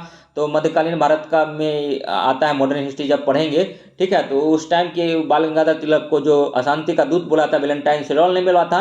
और बाल गंगाधर तिलक ने 1908 में लंदन जाकर उन पर केस किया था और मानहानि का केस किया था, ये भी याद रखेंगे। और बाल गंगाधर तिलक को पत्रकारिता के लिए, ठीक है, सबसे पहले जो है सजा दिया था। तो पहले पत्रकार थे ये और इनको जो है 6 वर्ष का मांडले जेल में कारावास हुई थी और वहीं पर इन्होंने गीता रहस्य लिखा था और इसका मराठा और केसरी जो है कि 2 पत्रिका है, तब केसरी जो है मराठी में है, ठीक है, उसके बाद और मराठा जो है अंग्रेजी में है। तो ये भी याद रखेंगे। इन्होंने मतलब गणेश उत्सव मनाना स्टार्ट किया और शिवाजी मतलब महोत्सव मनाना स्टार्ट किया था।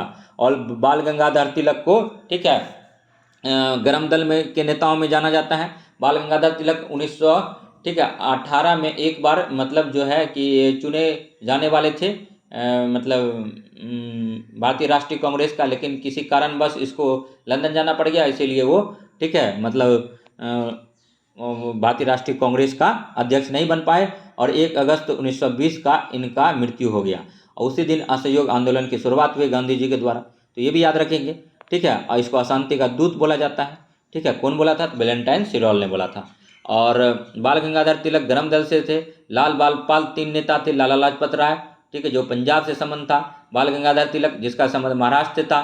और तीसरा जो था बिपिन चंद्र पाल था, जो कि संन्यास ले लिए थे, ठीक है। उसके बाद देखिए सन्यासी बन गए थे वो, ठीक है। आरोबिलो आश्रम का स्थापना किया था, ठीक है। उसके बाद देखिए नेक्स्ट है अरबी ऋग्वेद सभ्यता शहरी जीवन का पतन को दर्शाता है। और ऋग्वेद सभ्यता में, ठीक है, शहरी जीवन का पतन हुआ है, ठीक है। उत्तर वैदिक युग में पैतृक परिवार थे। और देखिए एकल परिवार और मतलब संयुक्त परिवार को समझिए। 2 तरह के परिवार होते हैं। एकल परिवार में क्या होता है कि पति पत्नी और बच्चा होता है, ठीक है। तो इसको एकल परिवार को बोलते हैं। जिस परिवार में पति पत्नी बच्चा दादा दादी चाचा चाची हो उसको संयुक्त परिवार बोलते हैं। तो अभी भारतीय समाज में जो है एकल परिवार का मतलब जो है बढ़ा है, ठीक है। और तो नेक्स्ट क्वेश्चन देखिए उत्तर वैदिक युग है, पैतृक परिवार में है। वैदिक युग में मना का अर्थ था, तो ये वन था, ठीक है, धन था। और नेक्स्ट जो है 22 नंबर क्वेश्चन है। 22 नंबर क्वेश्चन है सिंधु घाटी तथा वैदिक दोनों सभ्यताएं मूर्ति पूजा का प्रचलन था। और भाग और बलि क्या थे? तो राजस्व के साधन थे। अष्टाध्यायी के लेखक कौन थे? पाणिनि थे। और 25 नंबर क्वेश्चन है वैदिक समाज के में किसका अस्तित्व था? तो पैतृक परिवार का था, प्राकृतिक पूजा का था, वर्ण प्रथा का था। और ये सब लुप्त होते जा रहा है समाज से, ठीक है, तो घोर निंदनीय है। 26 नंबर क्वेश्चन है कि ऋग्वेद में वर्णित धर्म का आधार था, तो प्राकृतिक पूजा था। 27 नंबर क्वेश्चन है कि प्राचीन साहित्य में वर्णित विवाहों के प्रकार हैं, तो 8 प्रकार का है। 28 नंबर क्वेश्चन है कि 1400 ईसा पूर्व में एशिया माइनर एक अभिलेख जिसमें वैदिक देवताओं का वर्णन है किस स्थल पर पाया गया है? तो बोगोज कोई में पाया गया है। और 29 नंबर है निम्नलिखित में से कौन महिला विदुषी वैदिक मंत्रों की रचयिता मानी जाती है? तो ये सभी जैसे विषवारा माना जाता है, विशंबरा, घोषा, आपला, ठीक है। उसके बाद देखिए 30 नंबर क्वेश्चन है प्रसिद्ध गायत्री मंत्र किस धर्म ग्रंथ में है? तो ऋग्वेद में है। और सत्यमेव जयते कहाँ से लिया गया है? तो मुंडोपनिषद से लिया गया, याद रखिएगा। और ऋग्वेद से गायत्री मंत्र लिया गया है। और स्वास्तिक चिन्ह कहाँ से लिया गया तक कमेंट कीजिएगा।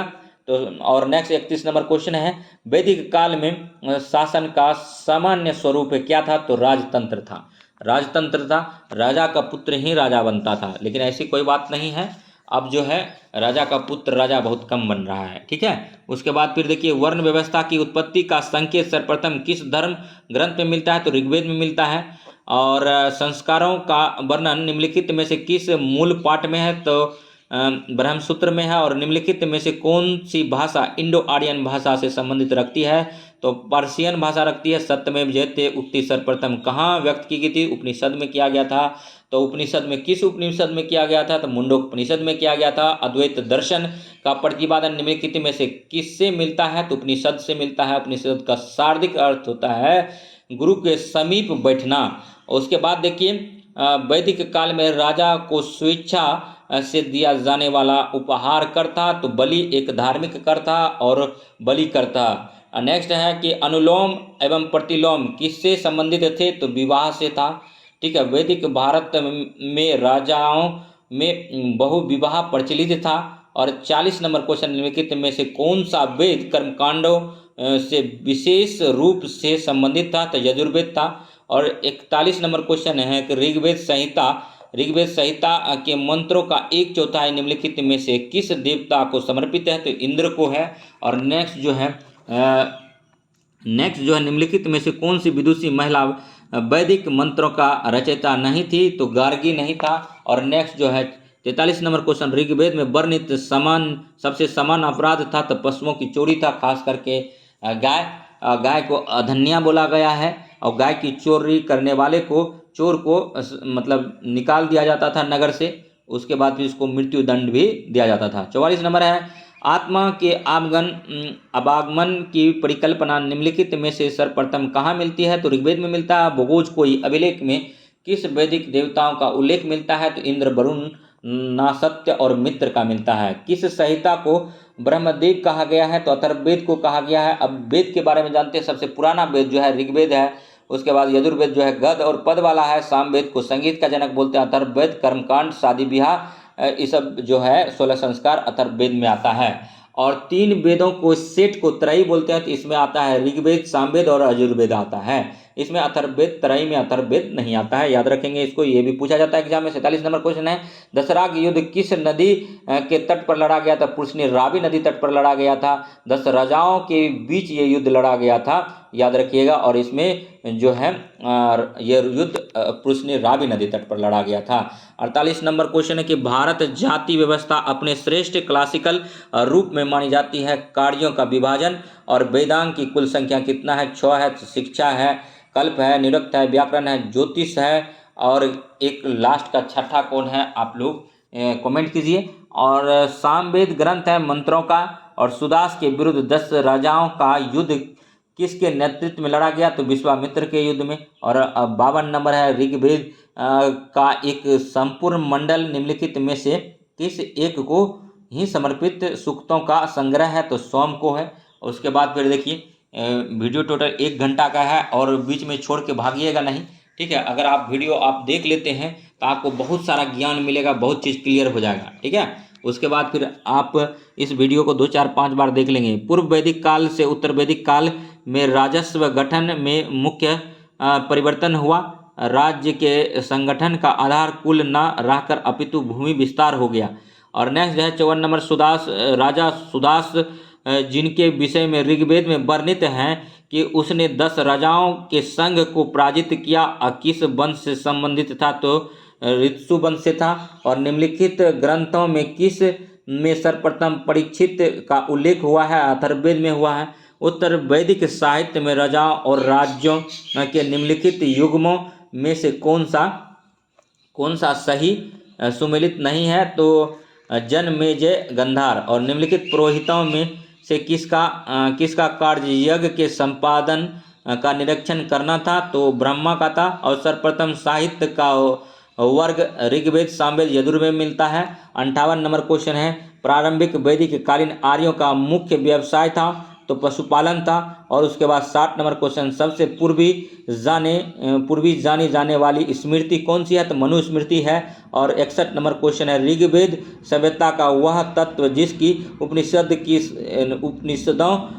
के ऋषियों ने आलोचना की है? तो वह है यज्ञवाद है। और नेक्स्ट 62 नंबर क्वेश्चन है दोस्तों, वैदिक युगीन इतिहास का प्रावधान स्रोत है? तो श्रुति है। उसके बाद फिर देखिए 63 नंबर क्वेश्चन है, वैदिक युग में राजा के पश्चात महत्वपूर्ण अधिकारी था, सेनानी था? मिताक्षरा के लेखक कौन है? तो संत विज्ञानेश्वर है। तो पूछा जाता है क्वेश्चन कि विज्ञानेश्वर की कृति है? तो मिताक्षरा है। मिताक्षरा किसने लिखा? तो विज्ञानेश्वर ने लिखा। और उसी तरह रामचरित कौन लिखा? तो संध्याकर नंदी ने लिखा। रामचरितमानस ने कौन लिखा? तो महर्षि वाल्मीकि ने संस्कृत भाषा में निकाला था। और रामचरितमानस तुलसीदास ने लिखा था। रामायण वाल्मीकि ने लिखा था संस्कृत भाषा में।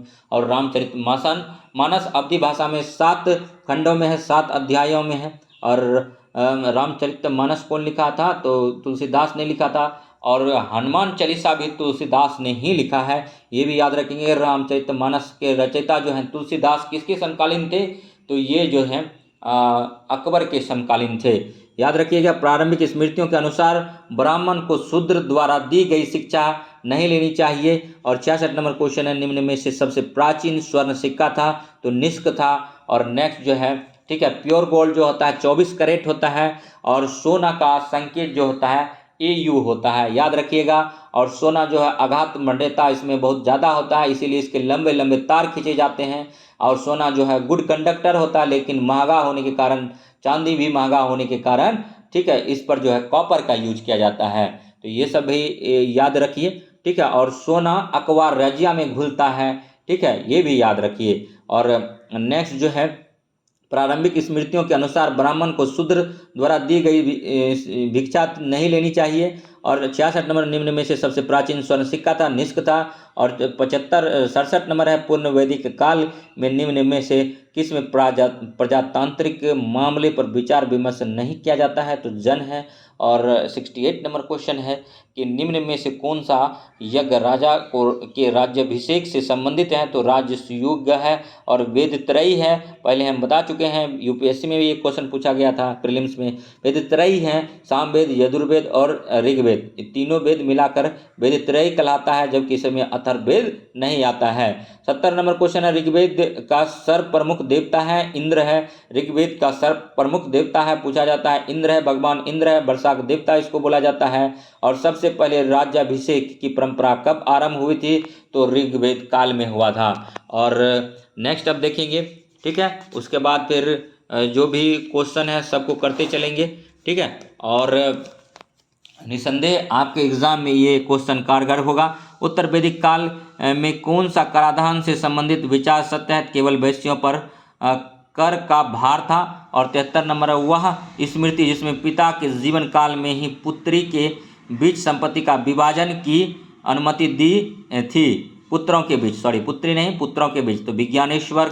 और नेक्स्ट है, ठीक है, जनक के दरबार में गार्गी ने चुनौती दी थी, तो यज्ञवल्क्य को दिया था। और 75 नंबर क्वेश्चन है, वैदिक कालीन रत्नीन के बारे में कौन सा कथन सत्य नहीं है, तो वे रत्न धारण करना पसंद करते थे, ये तो सत्य है। वे राज के सेवा में रत कुलीन व्यक्ति थे, सत्य हैं। वे राज के कर्मचारी थे, वे भी सत्य हैं। लेकिन वे अयोग्य व्यक्ति थे, यही गलत है, क्योंकि वैदिक कालीन रत्नीन जो थे बहुत ही योग्य व्यक्ति थे और कई भाषाओं का ज्ञाता थे।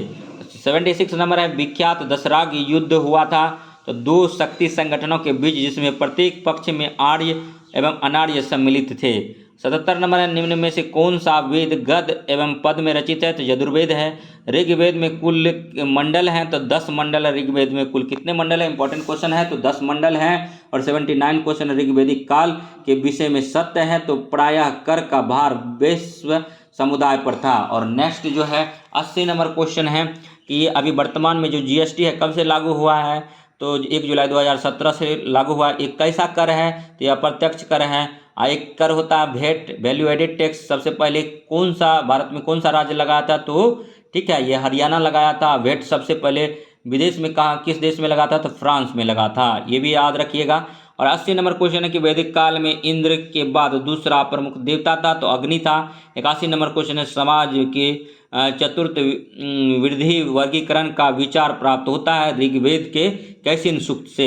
और 82 नंबर क्वेश्चन है, सौंपेय का संबंध निम्नलिखित में से किस वैदिक यज्ञ से था, तो अग्नि नोस्टोम से है। और 83 नंबर क्वेश्चन, वैदिक सभ्यता वरुण के बारे में निम्नलिखित कथनों पर विचार कीजिए और नीचे दिए गए उत्तर संकेत के अनुसार अपना उत्तर चयन कीजिए।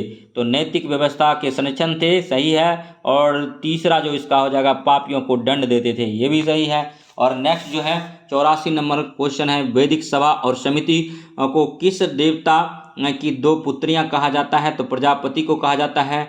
और 85 नंबर क्वेश्चन है, छांदोग्य उपनिषद का संबंध किस वेद शाखा से है, तो सामवेद से है। और 86 नंबर क्वेश्चन है, आधुर्य का अर्थ था, तो यज्ञ करने वाला पुरोहित। और 87 नंबर है, निम्न वैदिक शब्दों में कौन सा शब्द कृषि उपकरण का द्योतक नहीं है, तो चरनिनी है, चरसनी है। और 88 नंबर है, राजा के निर्वाचन से संबंधित सूक्त पाए जाते हैं, तो ऋग्वेद में। दोस्तों हम जो है थोड़ा गांव से पढ़ा रहे हैं, तो इसीलिए इसमें जो है यहाँ पर वाईफाई की सुविधा नहीं है। वाईफाई का यहाँ पर भी एक क्वेश्चन आपको करा देते हैं। वाईफाई का फुल फॉर्म जो होता है वायरलेस फिडेलिटी होता है, ठीक है। हर एक बात में मेरा क्वेश्चन होगा, हम कुछ भी करेंगे बोलेंगे तो आपको ध्यान से सुनना पड़ेगा, ठीक है। तो यहाँ पर गांव जो है भारत जो है गांव में बसता है, ठीक है। और हम गांव में रहते हैं, तो गांव में जो है वाईफाई की सुविधा नहीं है, तो इसीलिए हम गांव से आपको पढ़ा रहे हैं, कंटेंट दे रहे हैं। तो इसके लिए हमको जीबी खरीदना पड़ रहा है, ठीक है। ऐसे 2 GB हमको पर डे मिलता है, 889 का रिचार्ज है, लेकिन इसके अलावा हम जो है 19 रुपया का कूपन मारते हैं टॉपअप, तो उसके बाद फिर डेटा लेते हैं। तो कभी कभी क्या होता है, 1 घंटा से ज़्यादा अगर वीडियो रहता है तो 7-8 GB लेना पड़ जाता है। तो इतना कर रहे हैं और निस्वार्थ भाव से कर रहे हैं। लेकिन हम भी चाहते हैं कि बहुत पढ़े लिखे हैं, ठीक है, तो हम भी चाहते हैं कि आप सबों के बीच अच्छा से पढ़ाने के लिए आएँ, लेकिन आर्थिक अभाव के कारण हम डिजिटल बोर्ड पे नहीं आ पा रहे हैं। उसके बाद हमारे पास जो है मोबाइल कभी कभी आप देखते होंगे हिलते डुलते रहता है, तो किसी तरह से मोबाइल लिए हैं, ठीक है, और पढ़ाने का काम कर रहे हैं। तो इसमें क्या है कि मतलब कुछ चीज़ों का अभाव है, लेकिन आप हमको मतलब थोड़ा सा कीजिए कि हमारा वीडियो को लाइक कीजिए, सब्सक्राइब कीजिए और शेयर कीजिए हो सके तो, अगर वीडियो अच्छा लग रहा हो तो, अगर आपको फ़ायदा मिल पा रहा हो तो। और आपसे कुछ नहीं चाहिए, बस प्यार बनाए रहिए, ठीक है। अभी तक जो है टोटल व्यूज़ मेरा 35,000 के लगभग, अगर आप जाके देखेंगे तो, ठीक है। उसके बाद फिर कई वीडियो हम डाल चुके हैं। 500 सब्सक्राइबर नहीं पूरा है, ये दुखद बात है, ठीक है। कंटेंट जबकि बहुत अच्छा है और सारा वीडियो अगर आप देखेंगे तो निस्संदेह आपको फ़ायदा होगा, ठीक है। तो हो सके तो आप हेल्प कीजिए और मेरे वीडियो को शेयर करने का कोशिश कीजिए, क्योंकि सब्सक्राइबर बढ़ेगा तो उसके बाद एड्स आएगा। एड्स तो अभी भी आता है कुछ वीडियो पर, लेकिन एड्स जब ज़्यादातर आएगा तो कुछ पैसा मिलेगा, और जिससे कि आर्थिक स्थिति सुधरेगी और हम अच्छे तरीके से आपके सामने आ पाएंगे। तो इन्हीं आशा और विश्वास के साथ, ठीक है, अब फिर क्वेश्चन को स्टार्ट करते हैं। आज जो है प्राचीन भारत का ये वैदिक संस्कृति ख़त्म करेंगे, इसके बाद जो है फिर आगे का करेंगे, जैन धर्म, बौद्ध धर्म, ये सब भी आएगा, इंटरेस्टिंग आएगा, पूरा एंशिएंट कवर करेंगे। उसके बाद इसी तरह से मिडिवल करेंगे और मॉडर्न करेंगे, और वर्ल्ड हिस्ट्री में जिस टॉपिक से क्वेश्चन आता है बार बार, ठीक है, और वहाँ से क्वेश्चन MCQ फॉर्म में लाएंगे, ठीक है। तो बने रहिएगा, ठीक है, और ठीक है, देखते रहिएगा, ठीक है। तो नेक्स्ट अब स्टार्ट करते हैं कि 86 नंबर क्वेश्चन था, अध्रुव का अर्थ था तो यज्ञ करने वाला पुरोहित था। 87 नंबर है, निम्न वैदिक शब्दों में कौन सा शब्द कृषि उपकरण का द्योतक नहीं है, तो चार्सनी है। और 88 में है, राजा के निर्वाचन से संबंधित सूक्त पाए जाते हैं, तो ऋग्वेद में पाए जाते हैं, ठीक है। उसके बाद फिर देखिए 89 नंबर है, 89 नंबर है कि सुरा की आहुति किसका लक्षण है, तो सोत्रामणि का है। 90 नंबर है, राज्य के अधिकारी रत्निन किस यज्ञ से संबंधित होते हैं, राजसूय यज्ञ से होते हैं। 91 नंबर क्वेश्चन है, निम्नलिखित में से किस यज्ञ में 25 यूपों के प्रयोग का विधान था, तो पुरुष मेघ यज्ञ। और होता क्या है, तो ऋग्वेद में देवी का आह्वान करने वाले को होता कहा जाता है। और 93 नंबर क्वेश्चन है, सुदास किस वंश का था, तो भरत वंश का था। और पुरुष ने रावी नदी तट पर जो युद्ध लड़ा था, सुदास और 10 जनों के बीच में युद्ध लड़ा गया था, ठीक है, ये भी याद रखिए।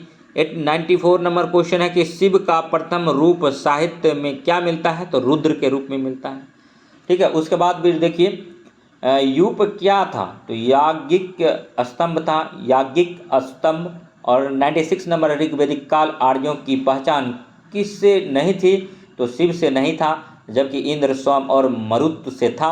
और नेक्स्ट 97 नंबर क्वेश्चन है, चित्रित धूसर मित्रभांड किस काल से संबंधित है, तो वैदिक काल से है। और 98 नंबर क्वेश्चन है, किस प्राचीन ग्रंथ में वर्ण व्यवस्था गुणों एवं अभिरुचियों पर आधारित थी, तो गीता पर था। और नेक्स्ट है कि अभी इस साल जो है, ठीक है, 2023 में, ठीक है, एक क्वेश्चन पूछ रहे हैं कि गांधी पुरस्कार किसको मिला है, तो गीता प्रेस को मिला है, याद रखिएगा। और गीता प्रेस कहाँ से छपती है, तो गोरखपुर से छपता है, ये भी याद रखिएगा, गोरखपुर, उत्तर प्रदेश। 99 क्वेश्चन देखिए, निम्न में से कौन सा वैदिक राजतंत्र के अध्यक्ष में सहायक हैं, तो पहला जो है विथद है, दूसरा है सभा, तीसरा परिषद है, चौथा समिति है। 100 नंबर क्वेश्चन है, वैदिक ग्रंथों में प्रयुक्त ऋतु शब्द किससे संबंधित है, तो नैतिक व्यवस्था से है। और 101 नंबर है, ऋग्वेद में प्रयुक्त सीता शब्द का अर्थ निर्धारण कीजिए, हल रेखा। और 102 नंबर क्वेश्चन है, उत्तर वैदिक काल में महत्व प्राप्त किए प्रजापति देवता में कौन सी पूर्ववर्ती देव समाहित हो गए, तो दूसरा था विश्वकर्मा और चौथा था हिरण्यगर्भ। और 103 नंबर क्वेश्चन है, अपने पुरोहित के साथ विदर्भ माधव के पूर्व की और प्रवचन की कथा निम्नलिखित वर्णित है, शतपथ ब्राह्मण में है। और नेक्स्ट 104 नंबर क्वेश्चन है, जंगल की देवी अरण्यानी का प्रथम उल्लेख है तो ऋक संहिता में। और 105 नंबर क्वेश्चन है, ऋग्वेद के सूक्तों के विषय में कौन सा निम्नांकित कथन सत्य है, तो इसको भी देखते हैं। ठीक है, उसके बाद फिर तो इसमें जो है उनमें हिमवंत और मुजबंत का उल्लेख है। और नेक्स्ट तीसरा जो हो जाएगा इसमें, उनमें उल्लेखित अधिकांश नदियां यमुना एवं गंगा के पश्चिम में बहती है। और नेक्स्ट आप देखिए 106 नंबर क्वेश्चन, चैप्टर काफ़ी लंबा हो गया, समय बहुत ज़्यादा ले लिया।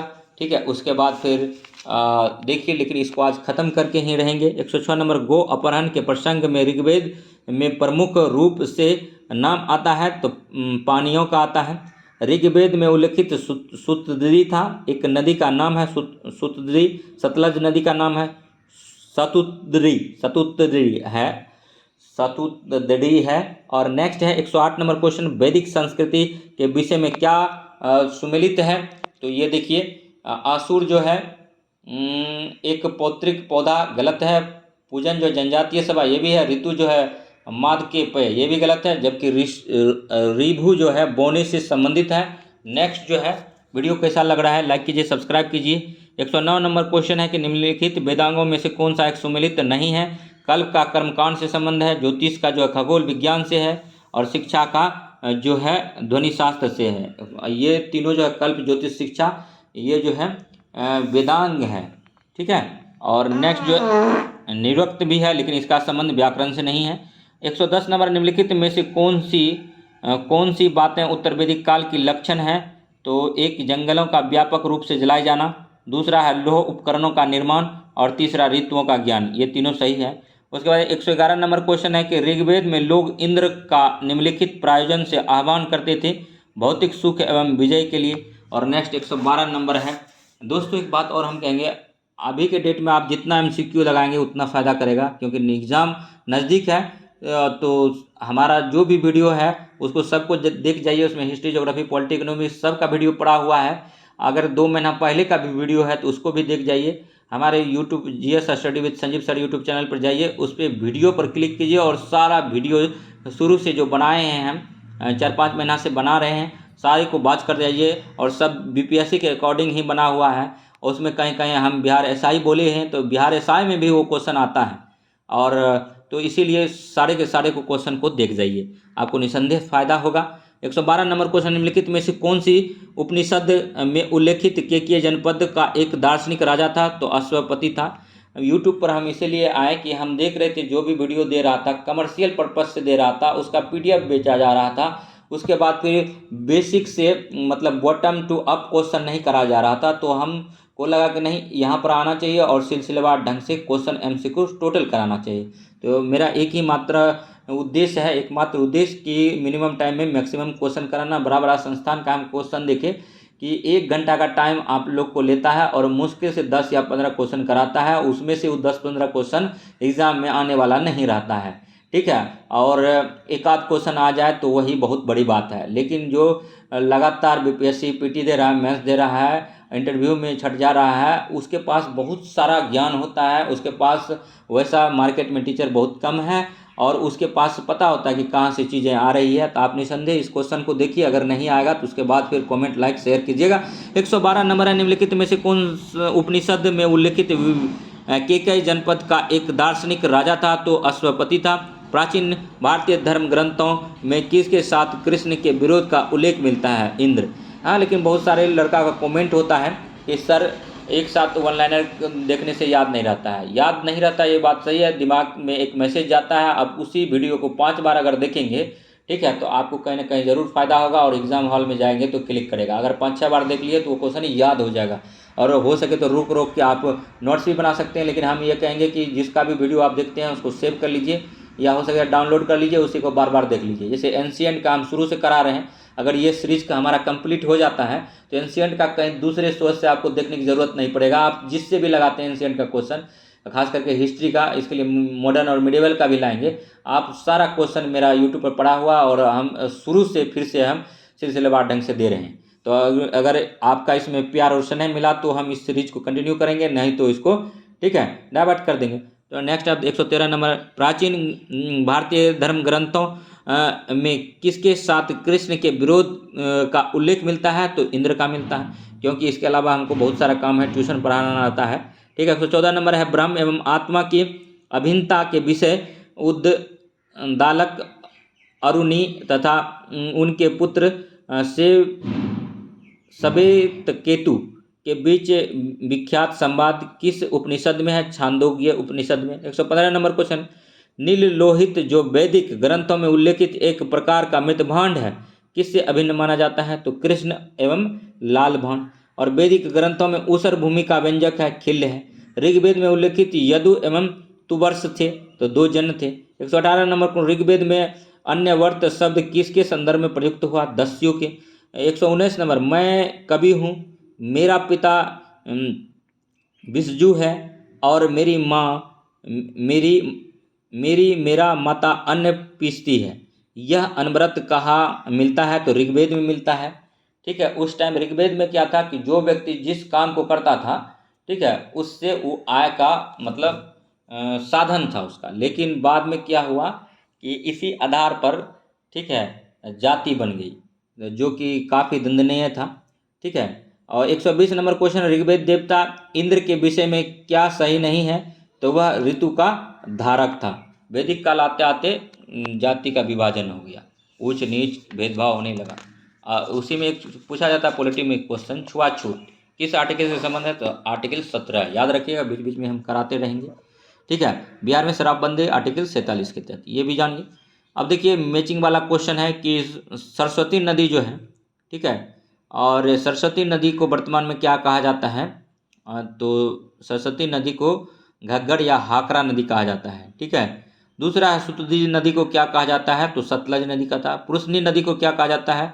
तो पुरुषनी को जो है, ये देखिए, पुरुषनी को रावी नदी कहा जाता है। रावी नदी तट पर हड़प्पा जो रावी नदी तट पर बसा हुआ था, वर्तमान में उसका नाम पुरुषनी नदी, प्राचीन नाम सॉरी।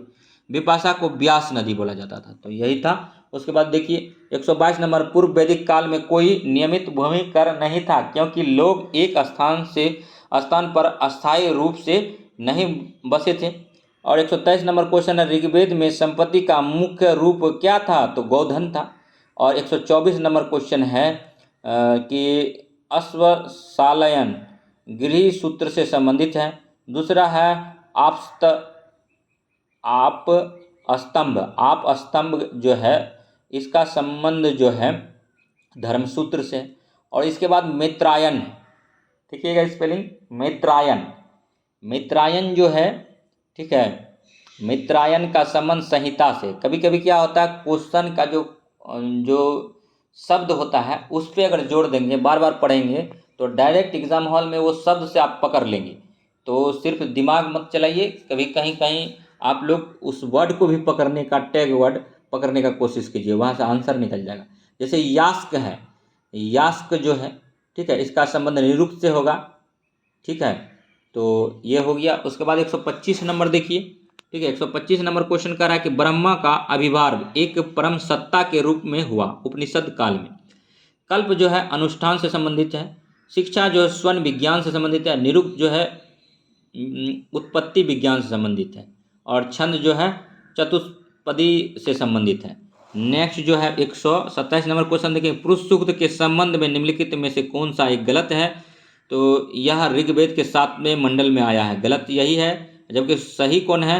पुरुष सूक्त के संबंध में इनमें ब्राह्मण का आदि पुरुष के मुख से निःसृत होने का उल्लेख है, सही बात है।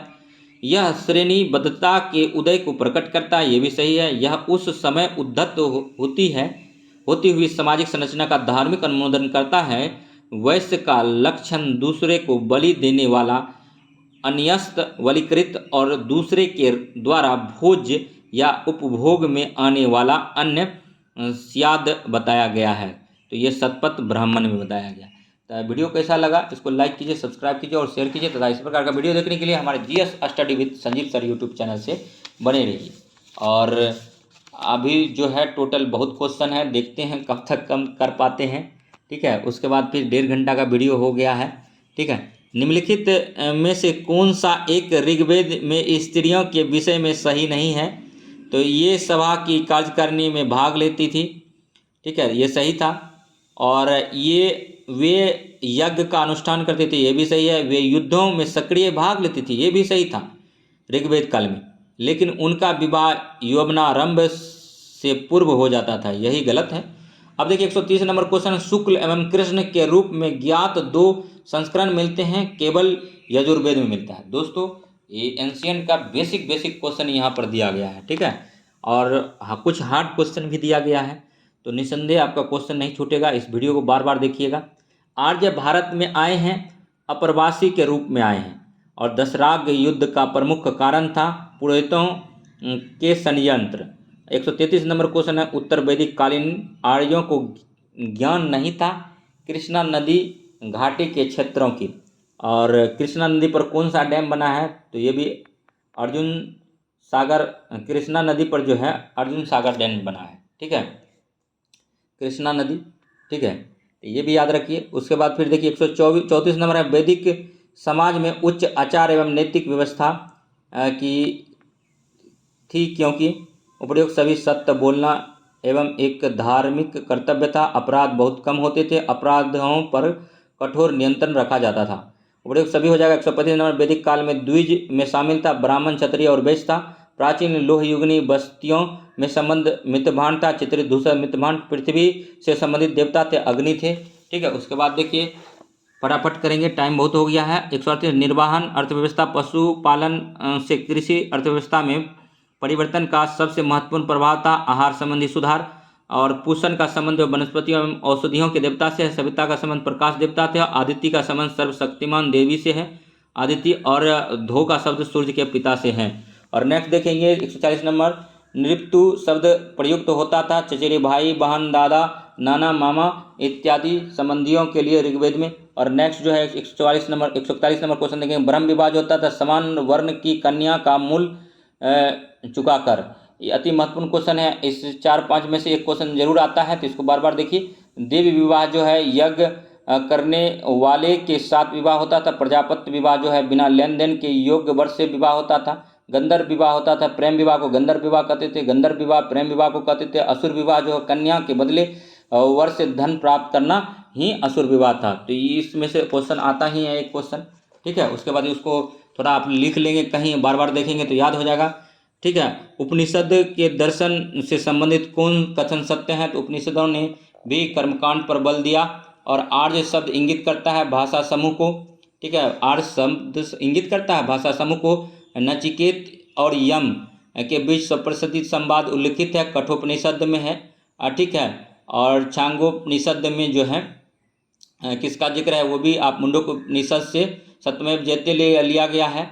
और जाबलोपनिषद में, ठीक है, संस्कारों का वर्णन है, ठीक है। और नेक्स्ट जो है 145 नंबर क्वेश्चन, प्राचीन भारत में विश्वोत्पत्ति विषय धारणाओं के अनुसार 4 युगमों के चक्र का क्रम इस प्रकार है, कृत, त्रेता, द्वापर और कली।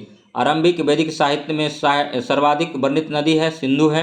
147 नंबर, निम्नलिखित में से कौन सा ब्रह्मवादिनी थी जिसने कुछ वेद मंत्रों की रचना की थी? तो लोपामुद्रा था। 148 नंबर, निम्नलिखित में से कौन सा एक प्रतिलोम विवाह है? तो शूद्र लड़के का वैश्य लड़की से विवाह, ये प्रतिलोम विवाह कहलाता है। 149 नंबर, उत्तर वैदिक पाठों में से संबंधित पुरातात्विक संस्कृति है, तो चित्रित धूसर मृतभांड।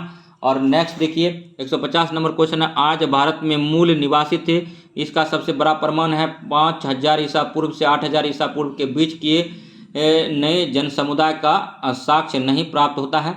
और नेक्स्ट है 151 नंबर को, निम्नलिखित में से कौन सा प्रथा चतुष्ट वेदोत्तर काल में प्रचलित हुआ था? ब्राह्मण, क्षत्रिय, वैश्य, शूद्र।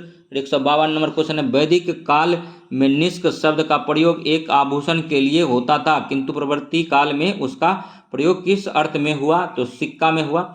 और मूर्ति पूजा का प्रारंभ कब से माना जाता है? तो पूर्व आर्य से जाना जाता है। और नेक्स्ट 154 नंबर क्वेश्चन है कि तुम्हारा अधिकार कर्म पर है, फल की प्राप्ति पर नहीं, यह निम्न में से किस ग्रंथ में कहा गया? तो गीता में कहा गया, ठीक है, मोस्ट इंपॉर्टेंट क्वेश्चन है। और ऋग्वेद में जनता निम्न में से मुख्यतः किस में विश्वास करती है? तो बलि एवं कर्मकांड में करता है।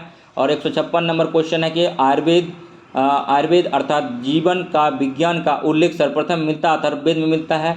157 नंबर क्वेश्चन है कि वैदिक समाज में नियोग शब्द का अर्थ है निसंतान विधवा द्वारा पुत्र प्राप्ति हेतु अपने देवर के साथ संभोग करना। ठीक है, ये नियोग प्रथा कहलाता था, यानी जो है भाभी जो है देवर के साथ शादी रचा लेती थी। ठीक है, उसके बाद फिर देखिए टोटल अभी जो है 172 क्वेश्चन है। ठीक है, 158 पर पहुंच गए हैं। अब 5 मिनट में ख़त्म कर रहे हैं।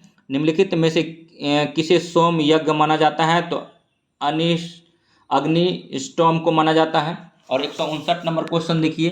ठीक है, निम्नलिखित में से किस देवता के रथ को बकरे द्वारा खींचने का वर्णन मिलता है? तो पूषण को मिलता है। और विज्ञानवाद योगाचार संप्रदाय का स्थापना किसने की थी? तो मैत्रेय नाथ ने किया था। और नेक्स्ट 161 नंबर है, प्राचीन भारतीय सामाजिक संरचना में अनिवर्सित शब्द का संबंध था केवल शूद्रों से था। और 162 नंबर, निम्नलिखित में से किस एक को वैदिक साहित्य में प्रजापति के रूप में वर्णित किया गया है? तो वराह को किया गया है। 163 नंबर, शूद्रों के विषय में निम्न कथनों पर विचार कीजिए। ठीक है, तो सभी सही है। देखते हैं, वैदिक काल में वे दास तथा श्रमिक थे, सही है। शतपथ ब्राह्मण उन्हें धार्मिक क्रियाओं में भाग लेने की अनुमति नहीं देता, ये भी सही है। कौटिल्य व्यवसाय के रूप में उन्हें कृषि कर्म की अनुमति देता है, ये भी सही है। पूर्व मध्यकाल में ये सत्य तथा असत्य के वर्ग में सम्मिलित थे, ये भी सत्य है। और नेक्स्ट 164 नंबर क्वेश्चन, ऋग्वेद समाज में गोप शब्द का प्रयोग होता था, राजा के लिए गोप शब्द का प्रयोग होता है ऋग्वेद काल में। गोप शब्द का प्रयोग राजा के लिए होता है। अति महत्वपूर्ण क्वेश्चन है, विष्णु का तमिल नाम है तिरुमल है। विष्णु का तमिल नाम है तिरुमल है। विष्णु भगवान का तमिल नाम है तिरुमल है। और 166 नंबर, मनु की विधि व्यवस्था में चोरी के लिए निम्नलिखित में से किसे सर्वाधिक दंड दिया जाता था? तो ब्राह्मण को दिया जाता था, ब्राह्मण को चोरी के लिए दंड दिया जाता था।